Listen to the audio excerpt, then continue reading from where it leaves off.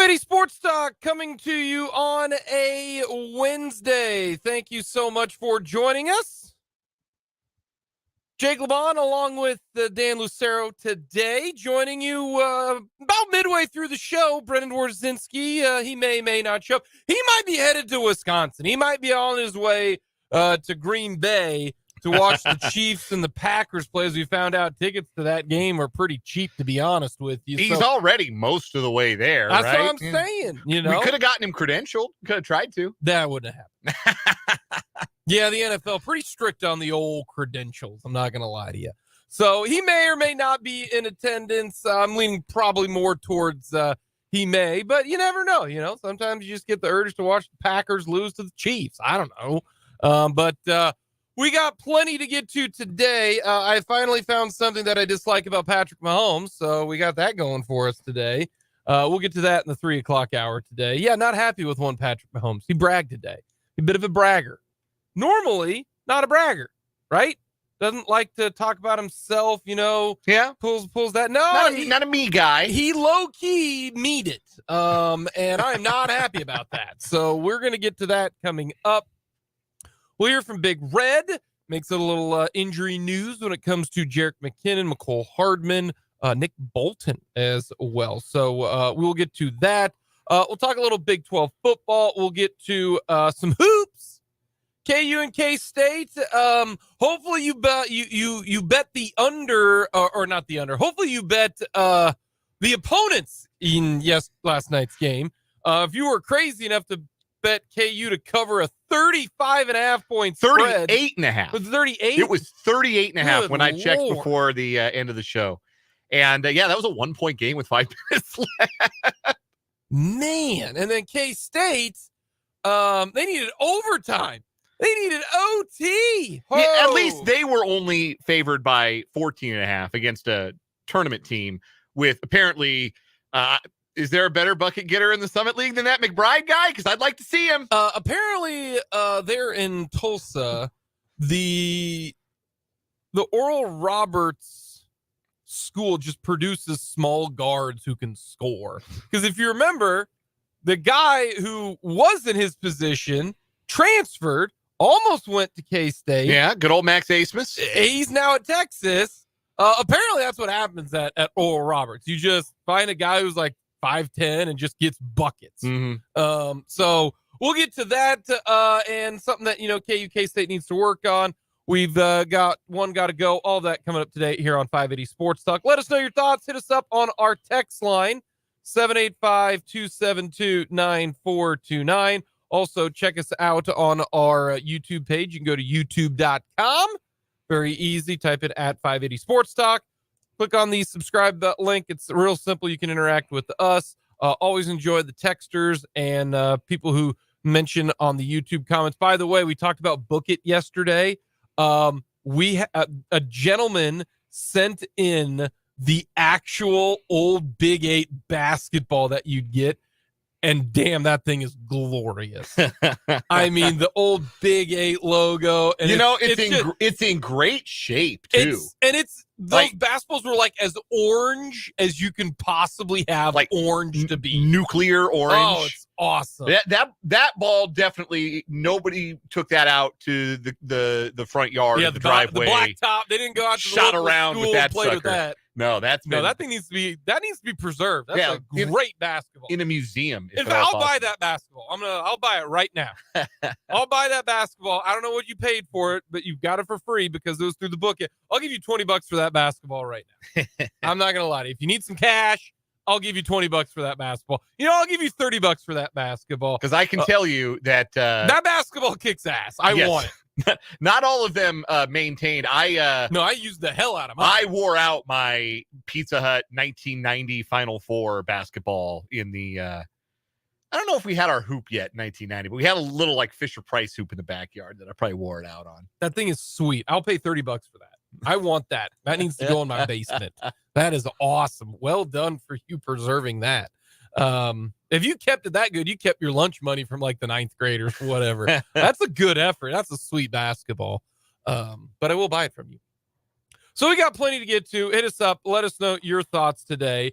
And we are going to start things off here on this Wednesday. We'll get into more Packers discussion and more maybe about the game coming up tomorrow and on Friday. But right now, if you look at the playoff race in the NFL, going into this year, it was look at all the quarterbacks in the AFC. Look at how good these teams are. If you looked at the start of this year and you put together the 10 best teams in the NFL, I think 8 of them come from the AFC. At least 7. I'm not a Cowboy guy. I've never been a Dak guy, so he wouldn't make it. Mm-hmm. I would put, we're talking on paper in September, yes. September 1st. On September 1st. If you looked at it, I would say, okay, you got the Chiefs, you got the Bills, you got the Bengals. Those are 3 really, really good teams. And then I would say the Ravens.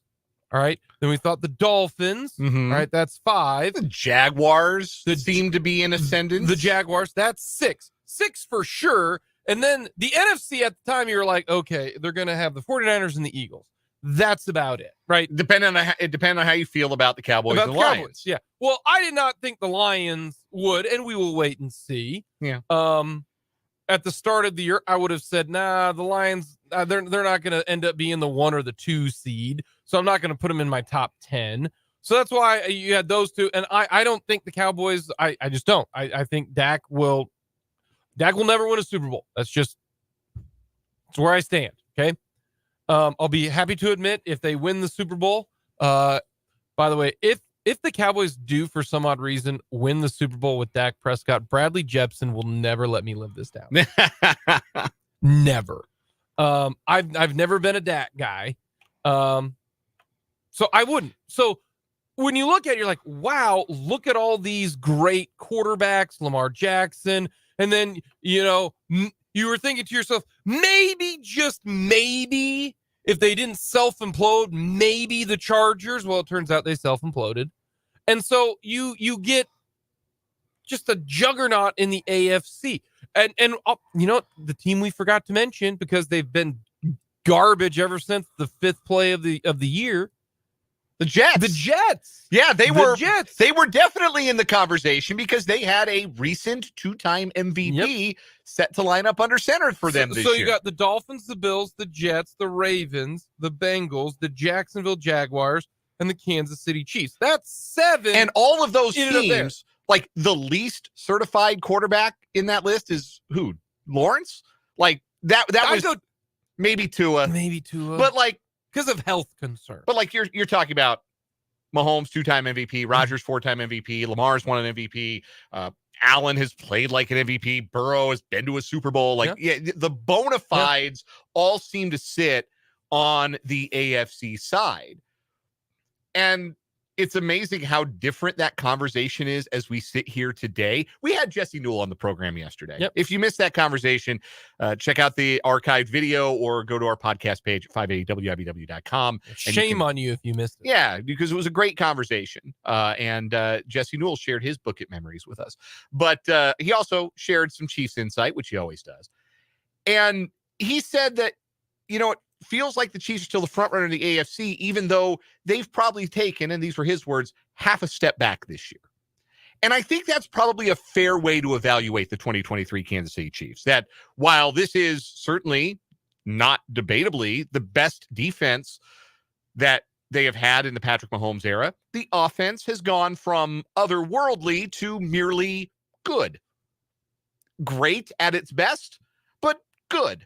And that is not what we have become accustomed to with the Chiefs. So there is a little bit of a step back, it feels like the Chiefs have made this year, and it makes them feel a little bit more vulnerable than they have in recent years. Like there have been some years, like I think last year you could see it coming, the run it back year where they got the Super Bowl and lost to Tampa Bay, like it was no doubt, like forget about it. The Chiefs were the best team, clearly.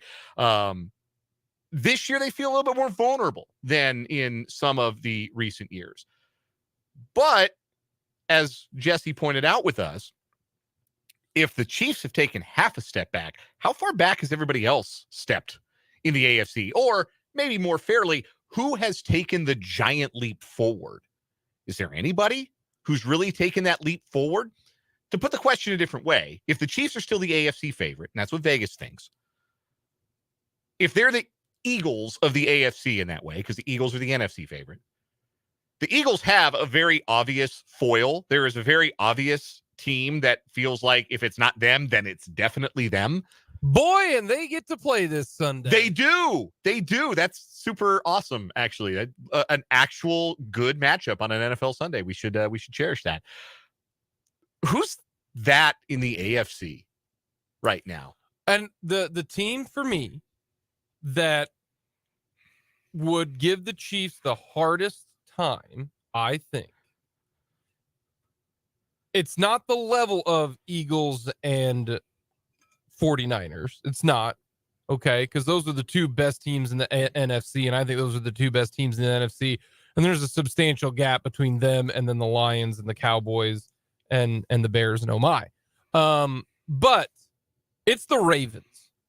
And you lay out a great point here when you look at the teams who are going to be in the playoffs right now. If the season ended today, the Bills are not in the playoffs. I would be worried about Josh Allen because I think for one game, he can take over a game. Mm-hmm. All right. The problem is that the Bills everywhere else, maybe not, but for one game, he can go nuclear because he'll carry it 15 times a game and gain 80 some yards. But look at the rest of the AFC, as you point out. The starting quarterbacks for the teams right now in the wild card position are DTR or PJ Walker. I'm shaking in my Nikes right now. Mm-hmm. Kenny Pickett, not worried at all. And then Gardner Minshew, not worried at all. There's a decent chance that one of those teams plays the Chiefs in the divisional round. Yeah. Because can you pull off an upset?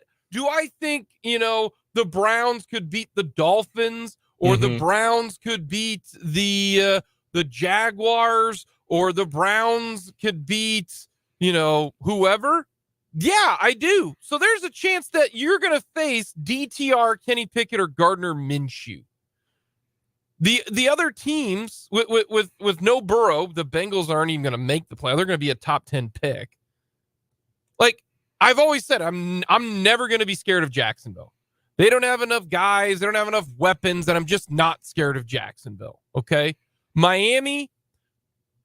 I'm not going to be too concerned about Miami. One, they lost a huge guy this weekend in Jalen Phillips. Yeah, that's a big loss. That would be like losing Karlaftis, to be honest with you. That's how I think that's. And I think Phillips is a better player. That's not disrespectful to just Furious George. I'm comparing the impact. The impact. It's not like losing, Chris Jones, but it's like losing maybe, a really good edge rusher. And I don't think Miami is as scary as many people think. And then that leaves you with Baltimore and Lamar Jackson and the run game that the Ravens produce. That's why and they don't feel as threatening. Like that list of division leaders, no. Jacksonville, Miami, and Baltimore, that doesn't feel as imposing. And part of that is we have seen the Chiefs play the Jaguars 3 times the last 2 years. What's the Chiefs' record in those games? 3-0. We have seen the Chiefs play the Dolphins this year. Who won that game? The Chiefs did while their offense was doo-doo. They spotted them a whole scoreless half. Doo-doo. And still won the game. Yeah. And it was a neutral field. So you can't say home field helped or hurt one way or another. Neutral field. The one team where we don't have like a recent, within the last year and change, we don't have a recent matchup is Baltimore. But do you know what Mahomes' record against Lamar Jackson is? It was on one game. That was because Clyde Edwards-Helaire can't hold on to a ball. Well, they played 3 times before that too. And Mahomes won them all. Yeah. One game, he's 3-1. The only time he lost is because it wasn't a Mahomes situation. It was because he couldn't hold on to a football. It was turnovers kind of seemed to be a big deal for this Chiefs team. It was a 27-24 victory back in 2018. It was a 33-28 win in 2019. Both of those games were in Kansas City. It was a 34-20 win in Baltimore in the COVID year on Monday night, and it was the 36-35 loss by the Chiefs to the Ravens And that in Baltimore. And the other thing that game was so dumb was that was when they were experimenting with Chris Jones at the edge that early on, and the Chiefs had no answer. Like that's not gonna. Yeah, from the text line, the Ravens without Mark Andrews are less scary. That's 1,000% correct. I still think he might be back if they do play in the playoffs, because Harbaugh, I believe, said if he does come back, they'll have to have a late postseason run for him to play. And I think that they will end up with a late postseason run, because I do think that they are going to be the 1 or the 2 seed. And the reason why is I think because of their schedule. I think they're going to beat the Rams, and I think they're going to potentially kind of depend on the situation, the Steelers. So there's a good chance if they get to 11 wins, they have a chance to be the 2 seed. Granted, they do play the Jaguars, the 49ers, and the Dolphins 3 straight games. That's why I think the Chiefs are going to get the 1 seed, because I don't see the Ravens beating the Jags, 49ers, and Dolphins all in a row. I think there's at least 1 loss there, if not 2, for the Ravens. So they do have a chance. But Andrews not. If Andrews doesn't play against the Chiefs, that is a huge uphill task for the Ravens. Essentially, the Chiefs just need to stop Flowers, and I think the Chiefs have the ensemble to do that with L'Jarius Sneed and Trent McDuffie. They have nobody else. I'm not worried about 34-year-old Odell Beckham Jr. I'm not worried about Bateman or whoever the hell they got. It's then you just got to stop the run game and hope you don't let Lamar loose. Well, unfortunately, Lamar can get loose, but I trust this defense. So there are 2 other teams that right now are also 6-5, in addition to Indianapolis. And then we mentioned Buffalo at 6-6. Like they loom as a team that, like, they're not going to be an easy out if they make it to the playoffs. They got to make it to the playoffs, and that is not a sure thing at this point. The other 6-5 teams are Houston and Denver. We have a texter from the 785 who asked, what about the Broncos giving the Chiefs a game in the playoffs? Obviously, they played twice this year, split the 2 meetings 1-1. The question that I have about the Broncos, what does it look like when you aren't turning the other team over 3 times? Because if you believe that the Chiefs are capable of not turning the ball over 3, 4, 5 times in a game, then you probably think they can beat Denver. Because what Denver has done over the course of this winning streak that they're on, that has gotten them back in this conversation, is they've benefited from turnovers. What did we say they were? Like, they forced like something ridiculous. They forced like 21 turnovers their last 5 games, something ridiculous. So that's kind of the luck they've ridden to this point. And look, you make your own luck. I'm not saying that it's totally arbitrary that they happen to have forced all these turnovers, but that is why they're winning football games, is because the turnover margin looks like what it looks like. When the turnover margin stops looking like that, which typically swings and roundabouts, the turnover margin mean that eventually you're either going to get bit the other direction or it will even out. Then do you think that team is good enough if there is no significant turnover disadvantage in the game for the Chiefs? And I would still say I would expect the Chiefs to win that game. All things being equal, including turnover margin, I would not be scared of the Denver Broncos coming to Arrowhead in the playoffs. I would not. It's a lot better situation for the Chiefs because the offense is starting, hopefully, to get things going. If the offense now consistently puts up 31 a game, I don't see anybody in the AFC. I think 27 beating the Chiefs. 27 to me is the magic number. 3 touchdowns, 2 field goals. Yeah, I just don't see the Chiefs giving up a 35 spot. I just don't see if the Chiefs can get to 27 a game, which again, if they get 10 possessions, that's scoring on half of them, 3 touchdowns, 2 field goals. You think that's like achievable? Yeah, I do. I think that's achievable against any defense you line the Chiefs up against. If they continue to find their rhythm, when they give more snaps to Kelsey in the bigger games. So the question, and if they, don't burn 2 of those possessions by putting the ball on the ground or throwing it sloppily to the other team or dropping passes. 27 is achievable. Is anybody beating the Chiefs if they score 27 points? I don't think they are. I think the Chiefs defense. I don't think any of those teams that we've talked about have the quarterback, the tools on offense to go and outscore the Chiefs, particularly given the quality of their defense to this point. So to tie it all in a bow, this feels like a year where even if we don't feel like this is as good a Chiefs team, and we had another texter point out that like where you fall in this argument is whether you think the defensive improvement has been bigger than the step back that the offense has taken. And honestly, I'd listen to arguments from both sides of the aisle on that one. And I don't know who necessarily I would agree with at the end of all of that. But if it's about even, because the defense has taken such a big step up until the offense in the game against the Raiders. Like, if that's the offense that the Chiefs have the rest of the way, then it will be the biggest increase will be the defense improving. And I know that people will say, well, that was the Raiders. That same Raider team held Miami to 20 the week before. And Miami had 2 drives to put the game away in the fourth quarter. And I think they went 3 and out twice, where the Chiefs in the fourth quarter, they went and they put the game away with that touchdown drive to push it back to 2 scores. So broader point is, again, that even if you think that this is a lesser Chiefs team than maybe you anticipated by whatever degree, it's a lesser AFC field. And I think that both of these things are true, that the heavies that we expected to be heavies in the AFC have taken bigger steps back than the Chiefs have. And nobody's taken such a leap forward to suggest that I think come January, they're going to be favored to beat the Chiefs. Mm-hmm. That doesn't mean I don't think it can happen. Anything can happen. But the Chiefs are going to go into January at the rate that they're going, a pretty substantial, I think is fair to say, favorite in the AFC. Coming up next, is there a reason that maybe some drops are happening for the Chiefs at home? We'll get to that next.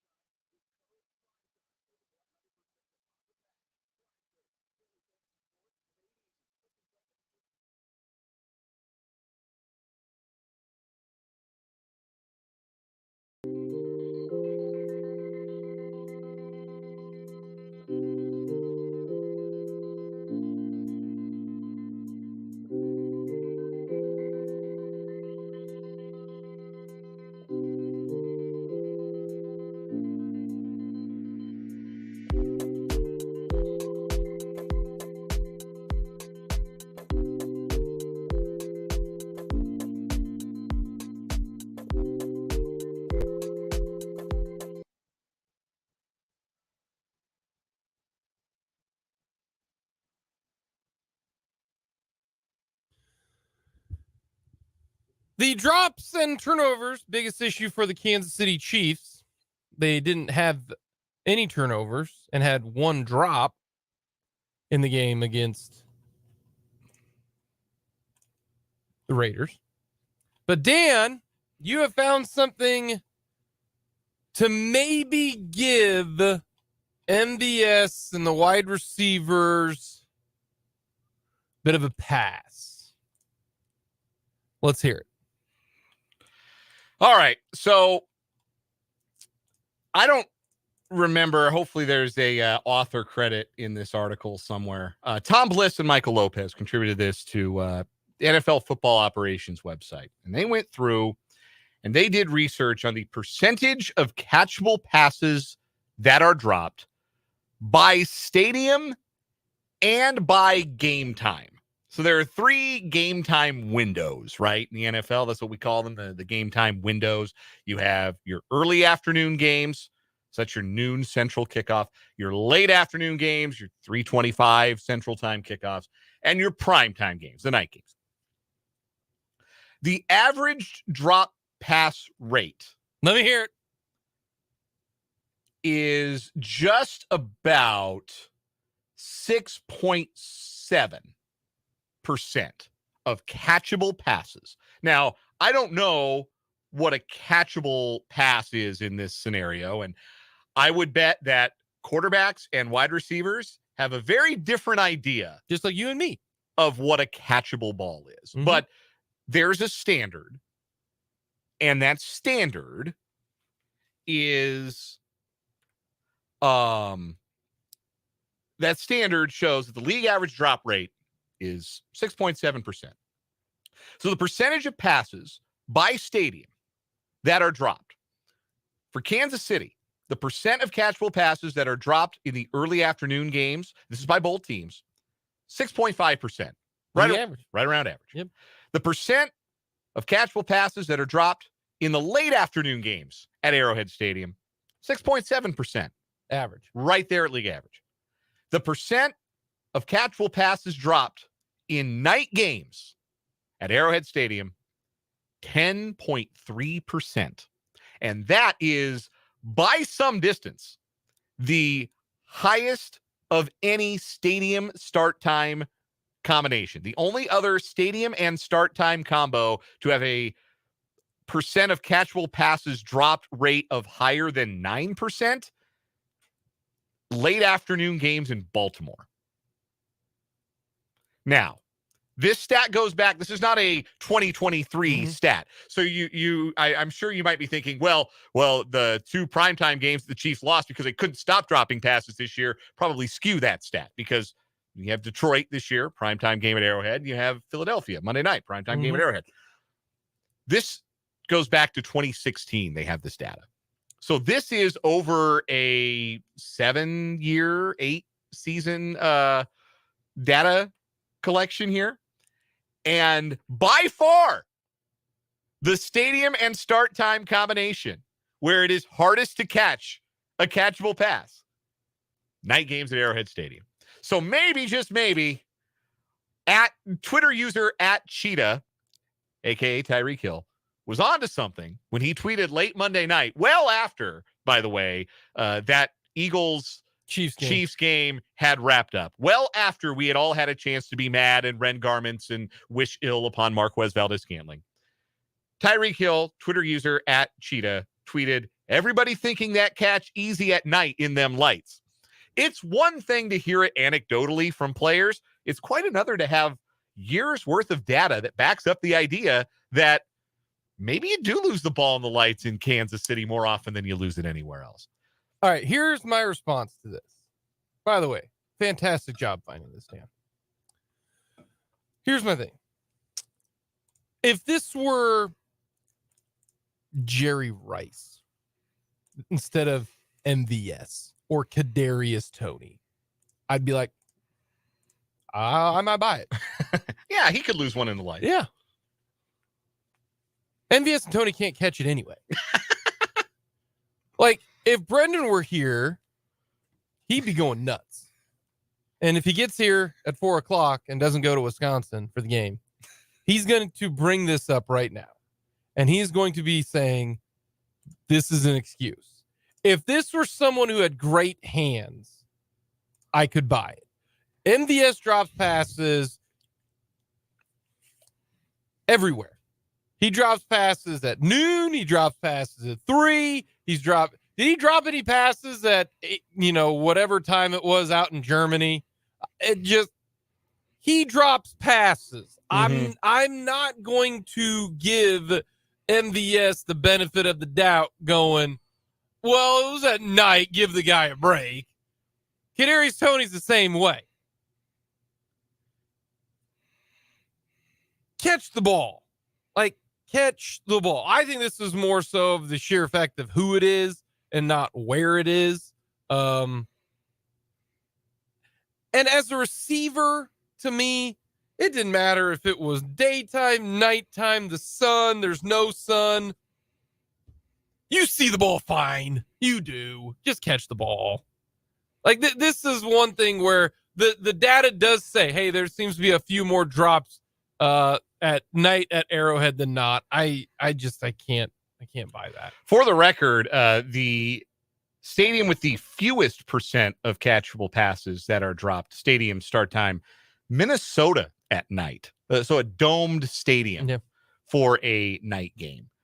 Some of the other lowest, Miami late afternoon, Houston, another dome stadium night game, Indianapolis, dome stadium, Baltimore night games. Hey, apparently very easy to catch the ball. Dan, thank goodness this Sunday night game is at Green Bay. Yeah. Otherwise, MVS would be dropping passes left and right. Lower than average percent of catchable passes that are dropped at Lambeau Field at night. It's just above 6%. Do the Chiefs play any more Sunday night games at home? I'm going to pull up the schedule. Is that a prime time or is that just That's New Year's Day.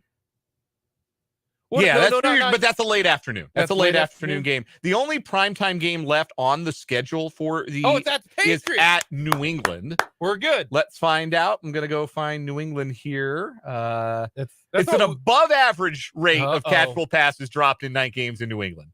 Just MVS going to be dropping a tick over 7%. Yeah, keep MVS out of the lineup for that one. Yeah, don't start him, bum. I think they could start Eddie Kennison and Mark Boerichter at wide receiver and beat the Patriots. And I don't mean like in their primes. I mean, go get those guys right now and play them at wide receiver. And they're still not going to flex that game because it's the Chiefs.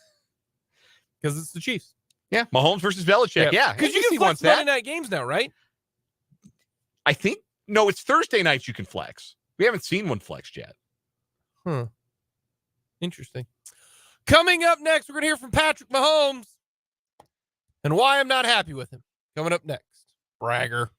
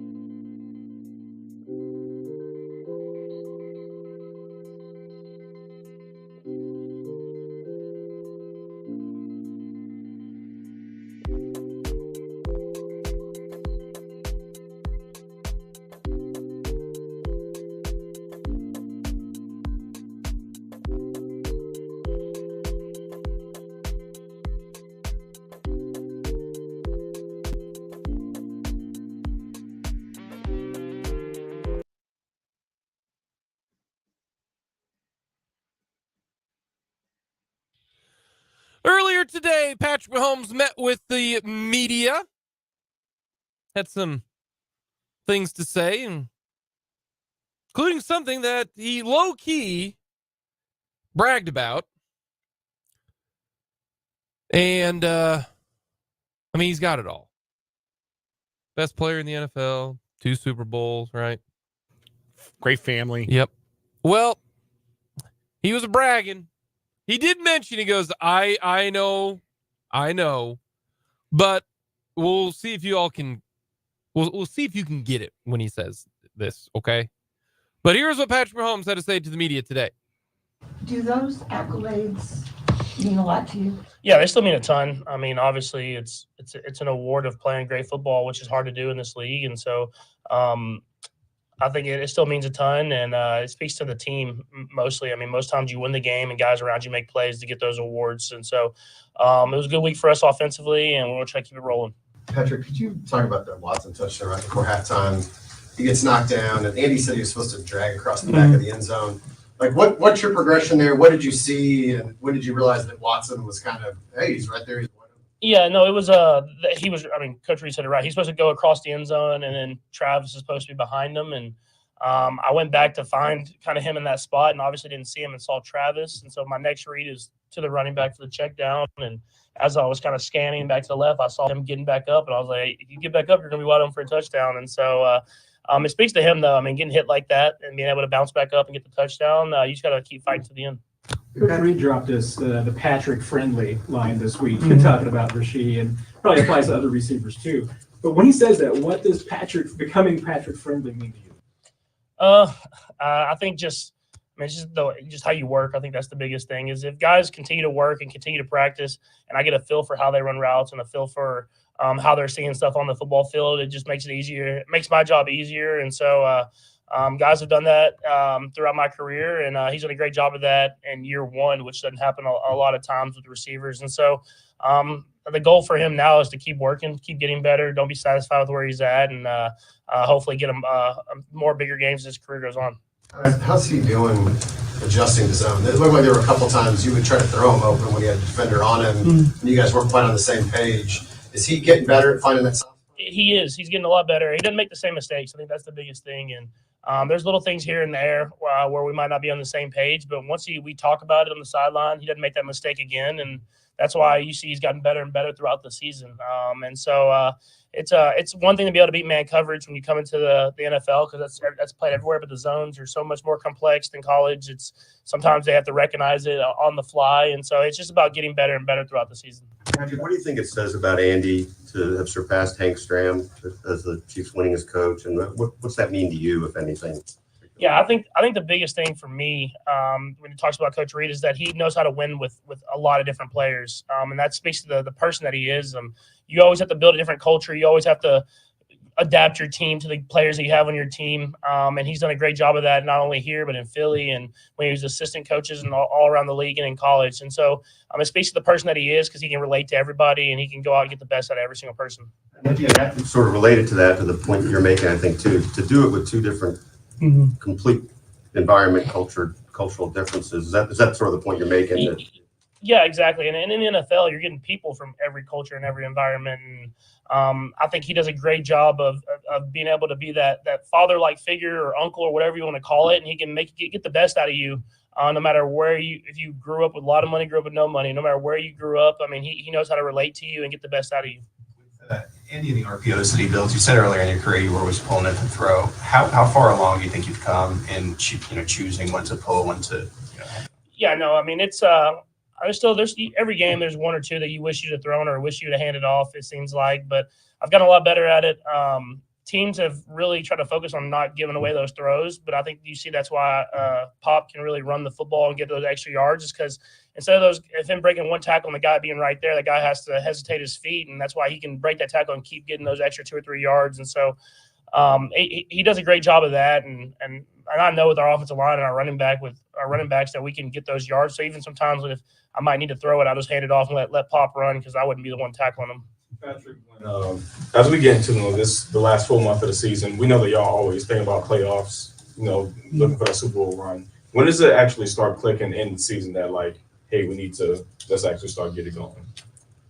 For me, it's all the time, off season, in season, whatever it is. I'm always knowing that you take the day, you want to maximize the day and get better and better. But at the end of the day, you're working for that ultimate goal, which is the Super Bowl. And so you have to take a week in and week out. But your mentality should be, I'm going to do this today to be better for the next day and for the next day until the Super Bowl comes. And so we have a great game this week, a great challenge and a great environment against a great football team. And so for us, how can we get better today that we play that football game and we can find a way to win it that will be towards our ultimate goal, which is the Super Bowl. Talking about environment, what's it like playing at Lambeau Field? Is it a lot like the opponent's experience here at Arrowhead? I haven't got to play like an actual game. I've never got to play a game in general because the games that I've been there were the fourth preseason games. So I wasn't playing in the games, and so I'm extremely excited for it. I've watched it my whole entire life, and I know it's going to be a hostile environment, and the fans are going to be loud. It's going to be a lot like Arrowhead is to other teams, like you're saying. But I'm excited. If you love football, you love Lambeau Field, and I'm excited to get the opportunity to play there. Patrick, the throw you made to Travis, I'm sure you've seen it online, of the over the shoulder, the defender's right on him. Like, it's pretty obvious that's a hell of a throw. Like, what do you see there? Like, it looks, my guess is you could see nothing. I honestly think I pulled the string a little too much. I think if I'd have thrown it the way I wanted to, it wouldn't have been that close to his helmet. I would have thrown it over his shoulder a little bit more and let him. But great tight end Travis did the late hands, and it made it look even better for me. He did the late hands, caught it, and got upfield, and kind of got those yards anyways. But when I threw it, I thought I hit the dude in the helmet for sure. Like I thought I pulled it back just a little bit too much, and so sometimes you got to give your great players chances to make great plays, and that's what he did. That was one that was as much about having the confidence that if I put it out there, he'll go get it, right? Yeah, 100%. Coach Reid challenged me over the bye, really, and through these next weeks of just trusting your guys to go out there and make plays. And I've tried to do that these last few weeks, and it's paid off because the guys have been making some plays for me. With Kelsey, we're halfway through the year. I mean, retirement thing has come up. Have you noticed any slowing down when it comes to him or change in his game just because he's a little bit older? Not necessarily. I think if anything, it's the amount of coverage that he's getting. It's kind of maybe put his numbers down just a little bit. But I think as you see some other guys starting to make plays happen, he's going to go back to where he's been at. You see him at practice, you see him and some of the plays he makes during the game. You don't think there'd be any chance of retirement coming anywhere soon, and he hasn't said anything to me about it. So I think I'd be the first one to know if that's in his mind. You mentioned that you're always kind of in the playoffs. It's always a push. It's always a focus for you. But do you follow where you are? Are you aware where you guys are in the playoff seedings? There's plenty of websites you can click and see whether you're the 1 seed, the 2 seed, the 3 seed. Do you track that? Yeah, I know if we win all our games the rest of the year, we'll be playing at Arrowhead. So, it's an advantage playing at Arrowhead. So we're going to try to do whatever we can to win those football games. But we got a lot of great challenges ahead. Patrick, one of the things that Andy talked about was these other teams have more rest than you guys have coming up. And you guys had a sleep, a doc talking about sleep management and all that stuff. Is that new stuff for you in the last couple of years? And how is having a couple of kids at home getting more important to find a way to manage that sleep and get your rest before these games?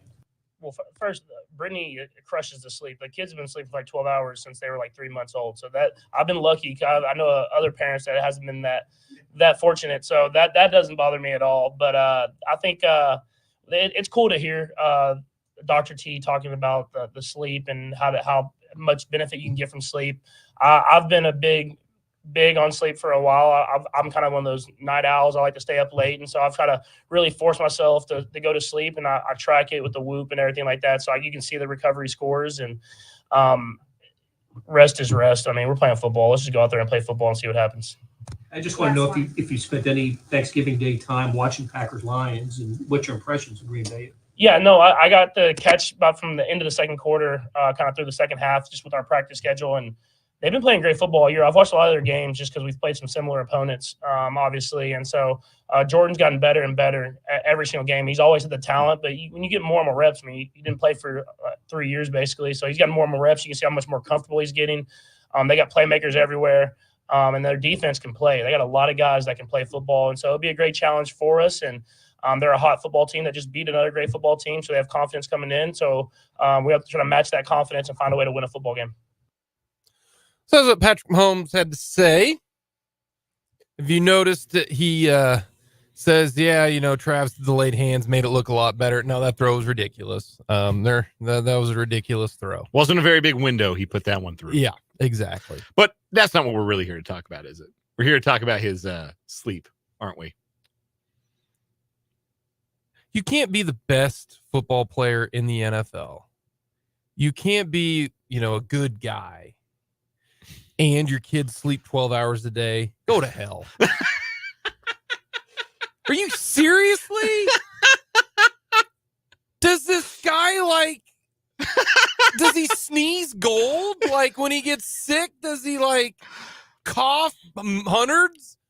He's talking about sleep. And we're going to hear from Andy Reid coming up in the bottom of next hour. And he does mention sleep. And the thing too is he says since 3 months old. 12 hours, both kids 3 months old. I hate this guy. He's good at everything, and his kids sleep. My son is at the crack of dawn every morning. Every morning. He doesn't even know what sleep is. He goes to bed at 8, wakes up at 6 every single day. And for those of you out there well, Jake, put him to sleep a little bit later. He'll sleep later. You don't know squat, okay? Because here's what happens. We tried that for 2 full weeks, right? Tapered it off, 8:15, 8:30, 8:45, right? Put him to bed at 8:45. Still woke up at 6 o'clock. But here's the caveat, Dan. You want to know what happened? What happened? He didn't get enough sleep because he didn't go to bed at 8, and he woke up angry. Well, not angry. He just woke up like a toddler. So, no, that doesn't work. Some kids just don't require a whole lot of sleep. And right now, my daughter, who is 2 years old, a little over 2 years old, she's going through a growth spurt. She's already 5'2". Oh, yeah, she's big. She's not big, but she's just a tall little girl. And she's waking up early and sometimes in the middle of the night, and it's just I guess some people really can't have it all. Yes. I mean, he just slipped that. The thing that he slipped in there so easily was the 3-month thing. Yeah, I've been pretty lucky. He gives credit to his wife. She's done a great job, That's just being a good teammate. And then they've been sleeping for 12 hours. So that means that okay, let's say they go down at 7. They're sleeping till 7. Yeah. Let's say they put them down at 8. They're sleeping till 8. My kids have never done that. No. Not, maybe one time that they've done a 12-hour stretch. That's it. One time. In 3 years, my son has done that one time. I'm so salty. See, I'm not gonna make fun because should the day come that I am a parent, I don't want that karma to boomerang back and hit me in the face. So I'm not making fun of your plight in any way, shape, or form. See, I want that thing. on the record. Here's the thing.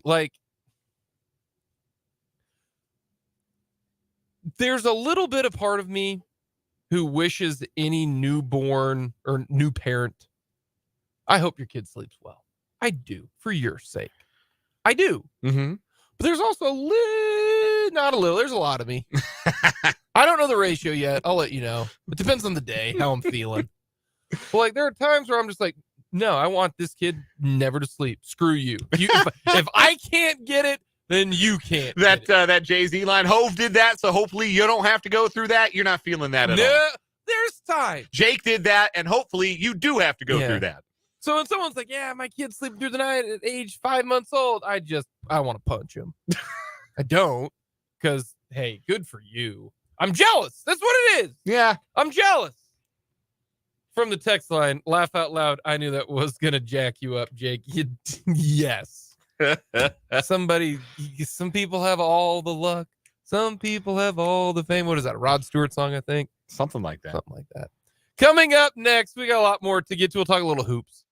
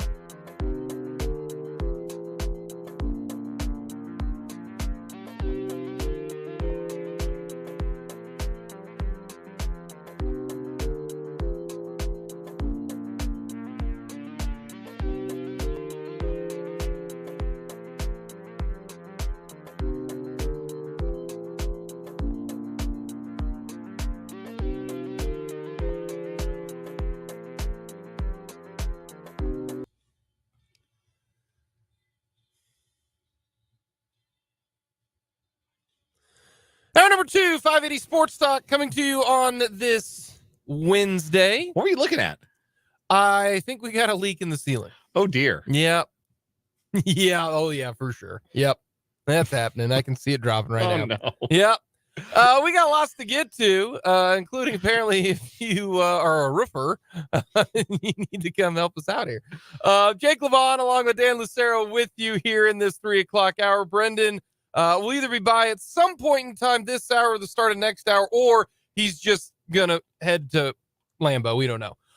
So we got plenty to get to. We're going to hear from Andy Reid. Got one, got to go. We're going to talk with Tim Fitzgerald coming up in the 4 o'clock hour. Lot of transfers for the Cats. Lot of transfers. Yeah, lots to get to with Fitz for sure. We'll talk about the transfer portal for K-State, who's leaving, where they might look to target, what he's hearing about Will Howard and the quarterback situation. And we'll also talk a little hoops with him as well. So it'll be great, as it always is, to visit with Tim Fitzgerald. Yep. So let us know your thoughts. Hit us up on our text line, 785-272-9429. You can also let us know on our YouTube stream. Go to youtube.com. You type in 580 Sports Talk. It's easy. You can watch the videos. You can play the videos while you're working. It's fun. You can interact with the YouTube comments. Let us know your thoughts on both avenues, or on Twitter at 580 Sports Talk. Very simple, very easy. We're going to talk some hoops. All right, we'll start with we're going to start with KU. Okay, we're going to start with the Hawks, and the Hawks jumped out to an 8-0 lead. And then I was watching it. I was like, will Eastern Illinois get closer than this? The answer is yes.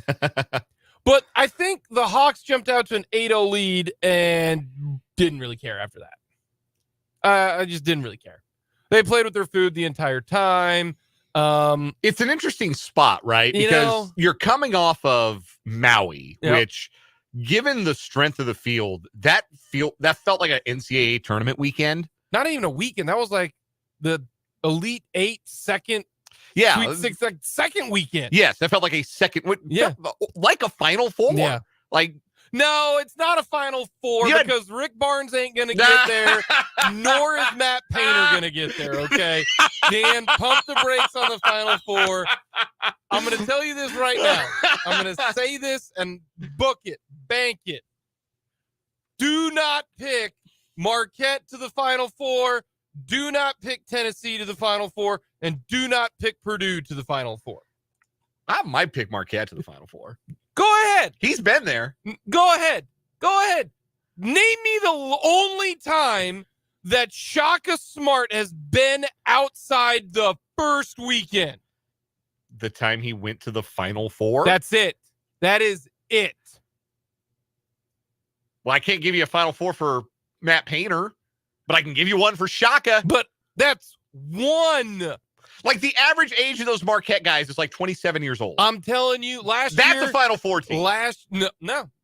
They will not make the Final Four this year. I'm telling you right now. I mean, I know that's like the odds-on bet. What are the odds right now? I'm going to our friends in the desert. It's like Rick Barnes making it to the Final Four. It ain't happening. Painter. Do you know how many times Shaka Smart has led his team to a regular season title? One time. That's it. Yeah. He does not perform well. No. Not a Final Four. Second round, maybe. I mean, hell, Marquette lost in the second round last year. Who do you suppose has better odds right now from FanDuel Sportsbook to reach the Final Four this year? Marquette or Kansas? If it's Marquette, just give me the money. Don't give it to anybody else. It's a trick question. They both have identical plus 430 odds. Give me the money if you think Marquette's making the Final Four. No, I'm going to give it to me. I'm going to give FanDuel the money, and they're going to pay me out when Marquette goes to the Final Four. They ain't going to the Final Four, Dan. What are we wagering? What are we wagering? Good old fashioned chicken bet. They ain't making the Final Four. You buy me a Popeye's chicken sandwich when they do. It ain't happening. Anyways.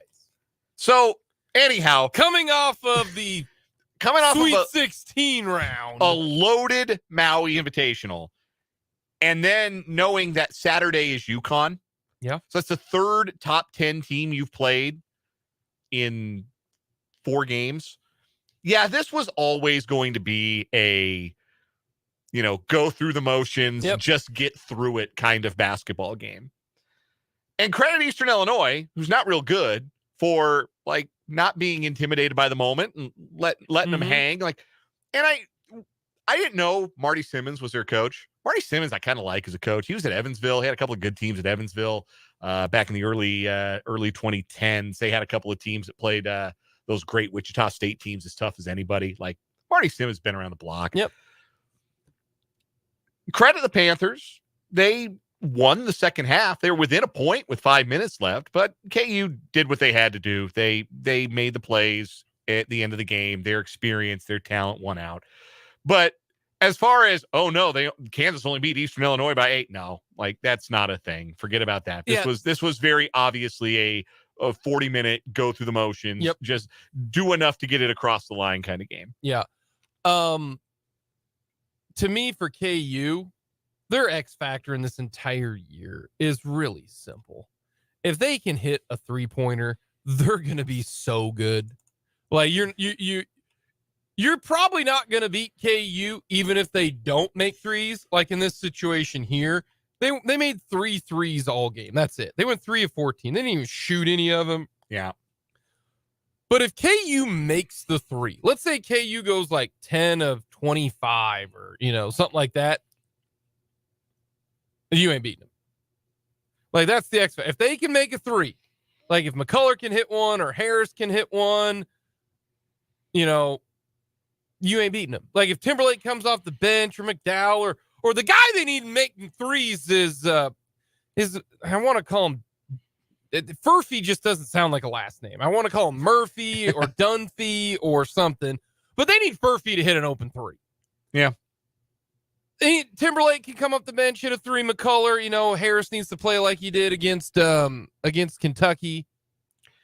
If they hit a 3, you are not beating KU. You are not going to beat them. Sure, it was not ideal to have to play Kevin McCullough 37 minutes and DeJuan Harris 36 minutes in this game. That's the other thing that jumps out about this box score. DeJuan Harris scored 1 point. Yeah. Like, need a little bit more from him. I expect him to be in double figures every game. He had 9 assists. I don't think he need double figures from him, but I do think he needs to be a scoring threat. I think they're a lot easier to guard when he is zero offensive threat. I think you got but he's going to have a couple of games like that over the given year. Like we kind of know who DeJuan Harris is. Yeah. There are going to be a couple of games over the course of the year where he just doesn't look to score. I expect him, to get out in transition with a layup here and then drive down the middle of the lane, a little floater. I expect a couple floaters a game, hit a 3. That's why I expect him to get 10 points a game. Like I really do. I expect a couple floaters in the middle of the lane. That's hit an open points. 3. That's 9. Make a free throw. I expect 10 a game from DeJuan Harris.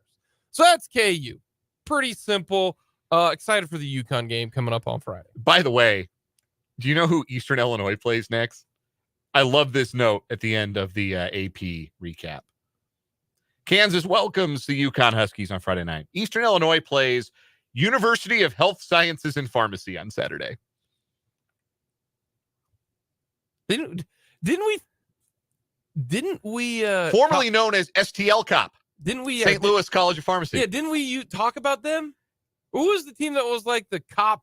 Oh, Blue Lights. That was it. I couldn't remember what it was. Cop College. The Cop College. I was like, yeah, that sounded like that. We went down a wormhole in the bullpen off the air the other day and discovered that University of North Carolina, people may not know this, they have a JV team. Yeah, like still to this day, Hubert Davis coached the JV before he became the head coach. Like they still have a JV, and they played Blue Lights College, I think they're called, which is like a Blue Lights like College, a prep school for sports. It's like a prep school to go to the police academy. Yes, it is North Carolina's first police prep college. Yeah, so wild. They literally played the police academy. Yeah, that's kind of wild. Steve Gutenberg had 25 points in the loss. Exactly for Blue Lights College. Anyhow.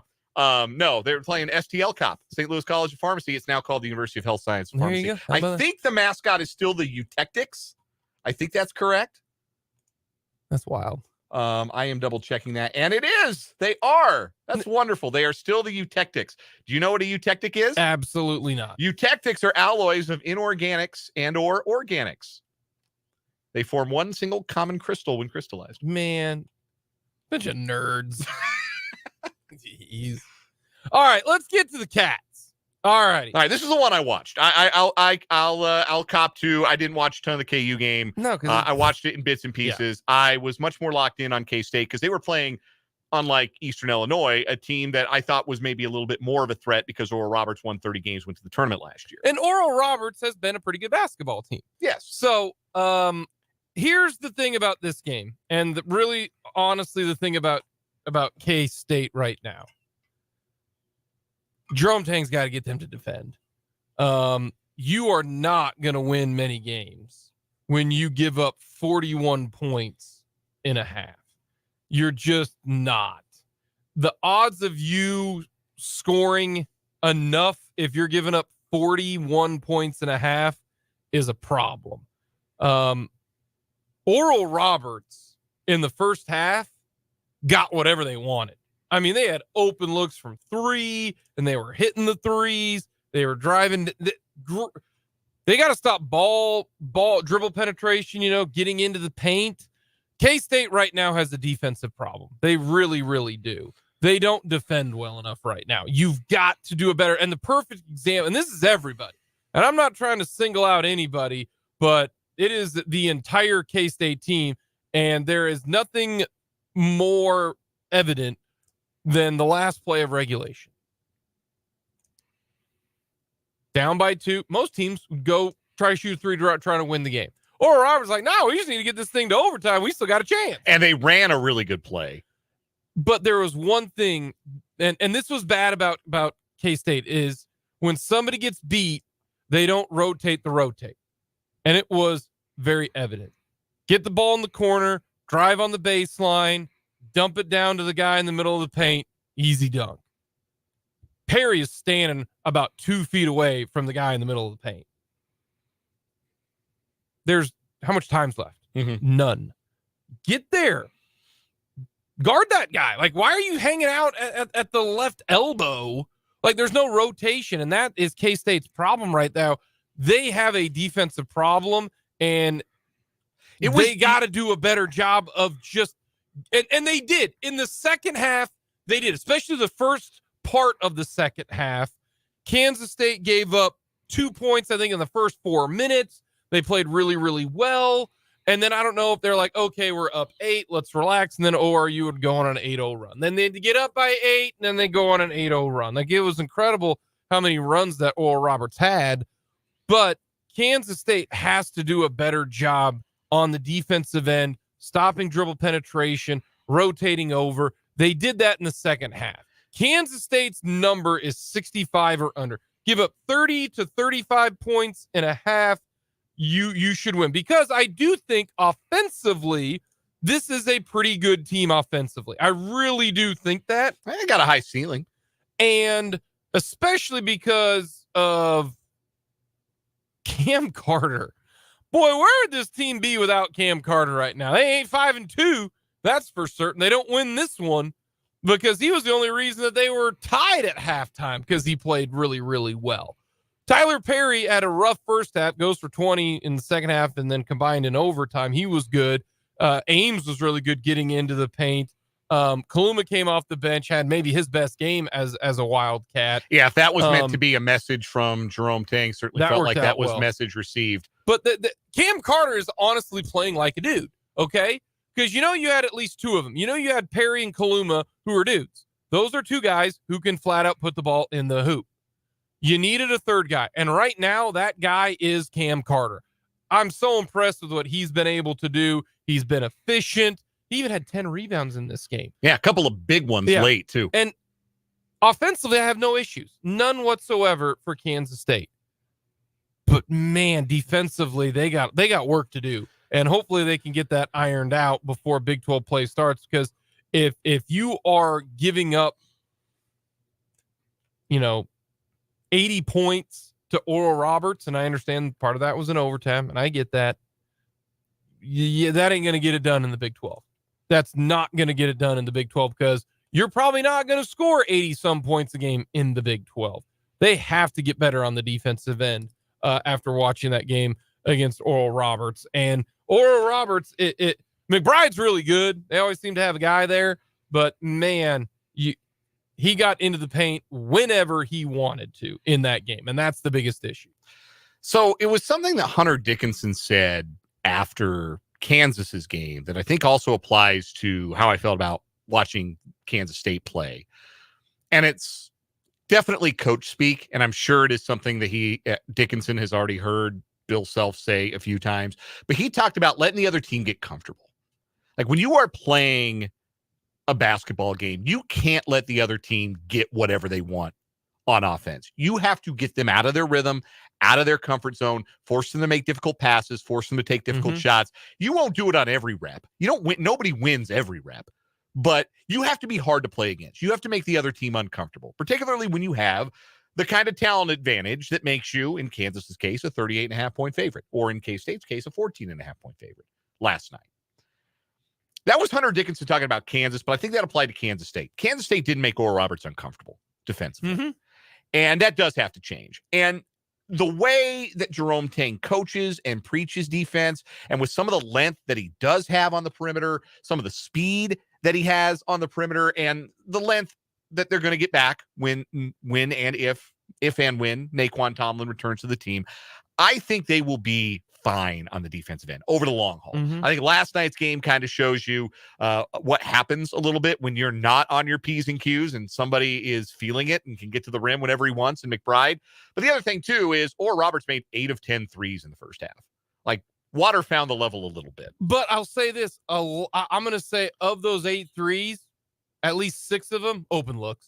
I mean, I expect a college player who is a decent shooter to make an open three, a practice 3-pointer, a warm-up 3-pointer. Sure. Set your feet, shoot it. I expect you to make that 3-pointer almost to the tune of better than 50%. If you're a good 3-point shooter. Because, I mean, I've seen Washburn guys like Jalen Lewis. If he had an open 3 and catch, grab, shoot, that went in 60% of the time. Easy. I expect that, and that's the thing. You got to contest them and at least get a hand in their face. They did that a little bit better in the second half, and you saw the shooting numbers go down. I do think that. The other thing, too, is I think playing in games like this, even if they aren't supposed to be like this in terms of how close that they are, you benefit from playing in close games. Bill Self said that. He goes, it was good for us to be in a close game at the end. You benefit from playing in close games. And one of the ways you benefit from playing in close games is you find out who your alpha dog is. Like, you find out in a situation, we've got to get a bucket. What does that look like? What does it look like when we are in a must-score possession down the stretch? And I didn't love everything I saw on some of K-State's late game possessions. Like the last 2 possessions they had of regulation was Tyler Perry dribbling the air out of the ball for about 20 seconds and then stepping into a 3 at the top of the key, getting fouled and making it. It felt very Noelian. It felt very much like something you would have seen Marquise Noel do last year where, boy, this is not a very good possession, but Noel bailed it out with a great shot. That was terrible defense by ORU. You can't go under the screen and then your closeout, you're going to hit the guy. That was bad. Well, apparently that was what they settled for the next possession. Yeah, too. They Not said, great. okay, Tyler, bail us out again with another one. And he missed the shot terribly, but it was the same possession. It was a gross possession. You got to have a better idea than dribbling the ball on the perimeter, one pass, and then a 3. Like, you better make that all the time. Yeah, you need the Oral Roberts end of the play, because that was beautiful. But then in overtime, Perry got downhill for a big bucket and scored at the rim, and then made the steal on the inbounds pass, stayed in the play after he had tripped over a defender, popped up and stole the inbounds pass. And I said, all right, there it is. Like, I had been waiting to see that. Like, you bring a player like Tyler Perry, the Conference USA Player of the Year last year, you bring him into your program for 1 year, you think he's going to be the guy. Like, he's going to be the guy who makes the big play, makes the big shot, wants the big moment, is there for you to help you see out a game. And To be fair, I didn't watch the Providence game. I wasn't able to watch that because I was doing something else. I didn't get to watch the Providence game, and that was probably his best performance to date. But in watching Tyler Perry up to this point, the first 7 games, I have wondered, like, when am I going to see like that alpha dog come out of Tyler Perry? And saw it in overtime. Full credit to him. Saw it in overtime. He had a big shot.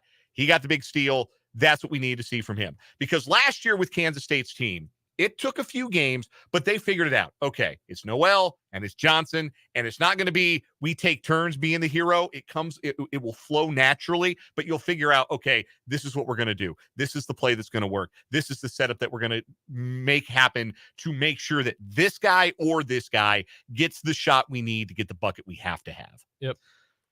So Tyler Perry, I thought, made a step in that direction last night. I think Cam Carter is moving in that direction. I think he has to demand it a little bit more in those late game scenarios and say, hey, look, I can take my guy off the dribble. Let me get to the rim. Let me get to the rack. Let me take a 3 off the screen. I want that moment. I think Arthur Kaluma's capable of being that guy, but I like him better as the glue guy. He came off the bench with 20 and 8 last night, a couple of blocks. I thought it was a really good game for him. And like I said, if that was a message that Jerome Tang was trying to send by not including him in the starting lineup, then I think the message appears to have been received. But that was a big moment, I think, in that overtime for Tyler Perry. And playing in this close game, I think, will help Kansas State sort of figure out, okay, this is what we're going to do in those late and close situations. These are who our alphas are going to be, and this is how we're going to find ways to get buckets. Because there's one thing you can say about Jerome Tang's teams in a season and 7 games now in charge of Kansas State. They find a way in the close games. They've won a lot of the close games last year. They're 7-0 in overtime under Jerome Tang. That's remarkable. Coming up, we got one gotta go, and then we'll hear from Andy Reid.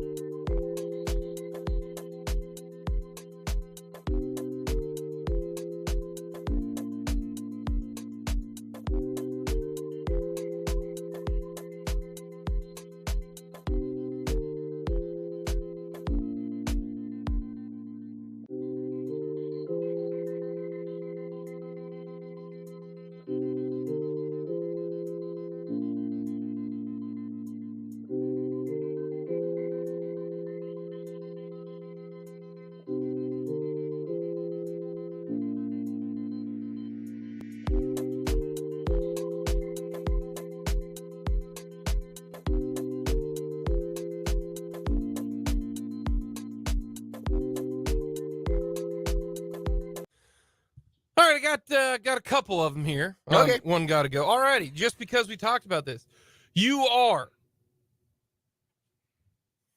a player first. One got to go. You're going to play for any one of these coaches, but who? Sean Miller, Shaka Smart, Matt Painter, or Rick Barnes?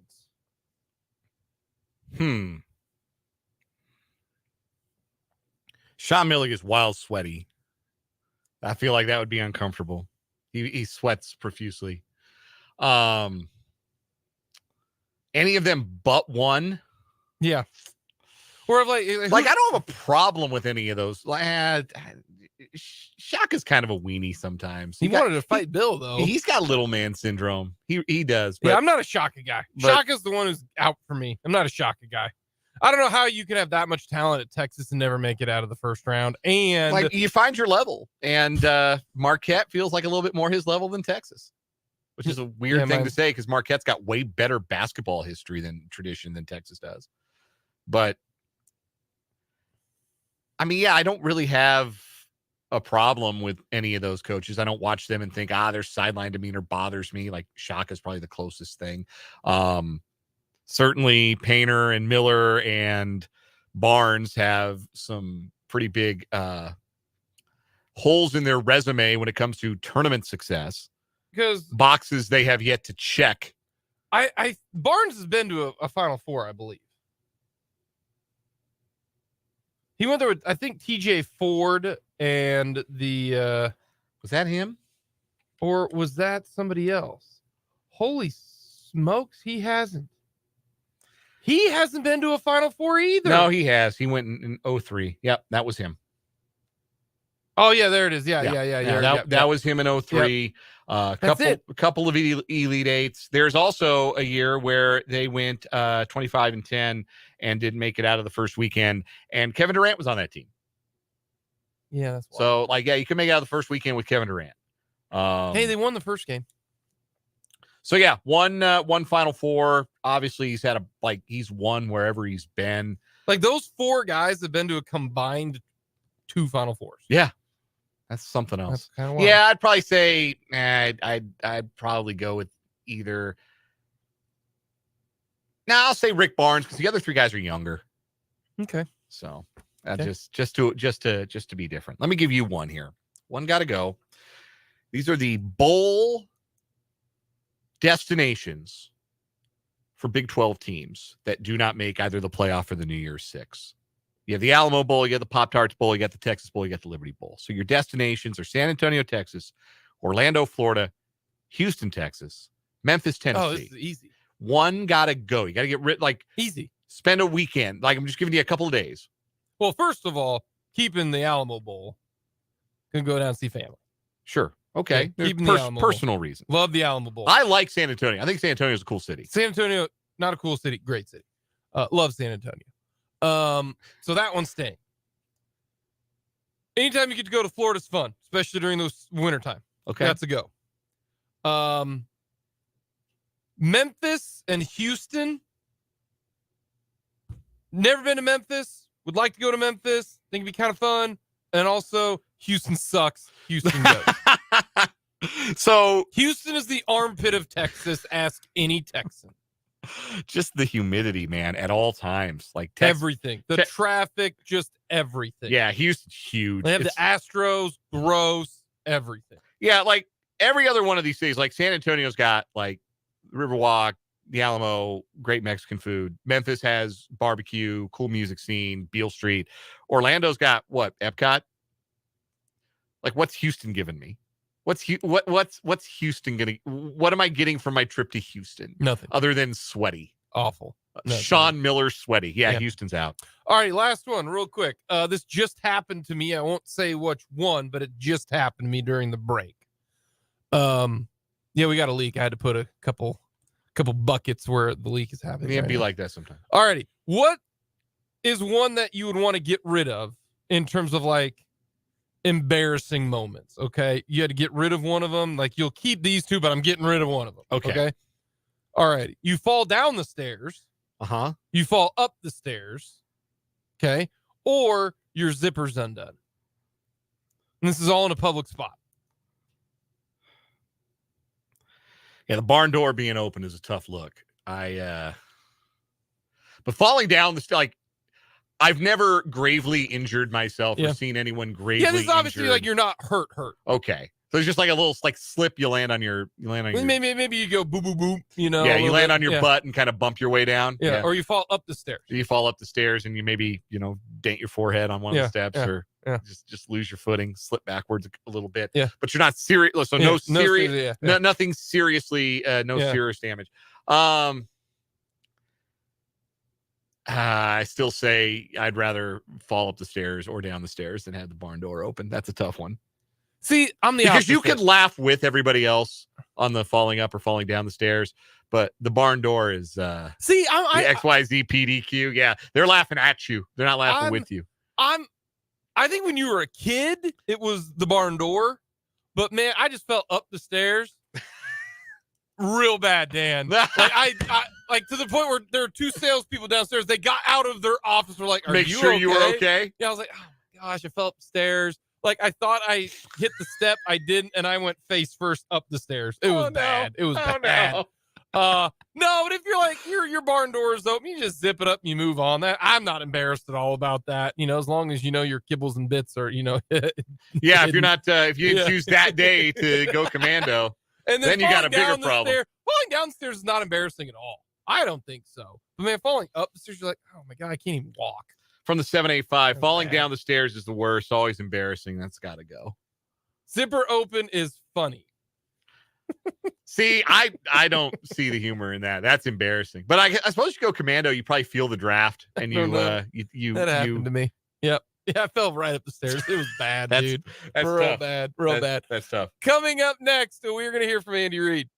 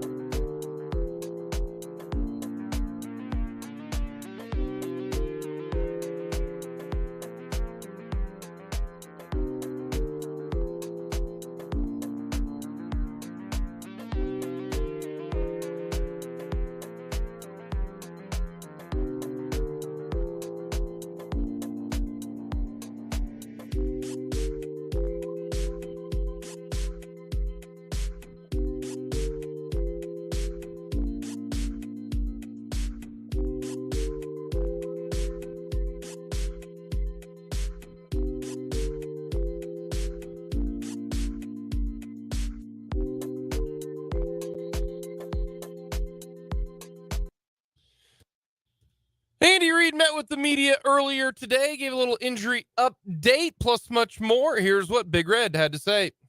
As far as the injuries go, McKinnon won't practice today. Everybody else will go. Nick Bolton will get some work today, and we'll just bring him along slowly, see how he does.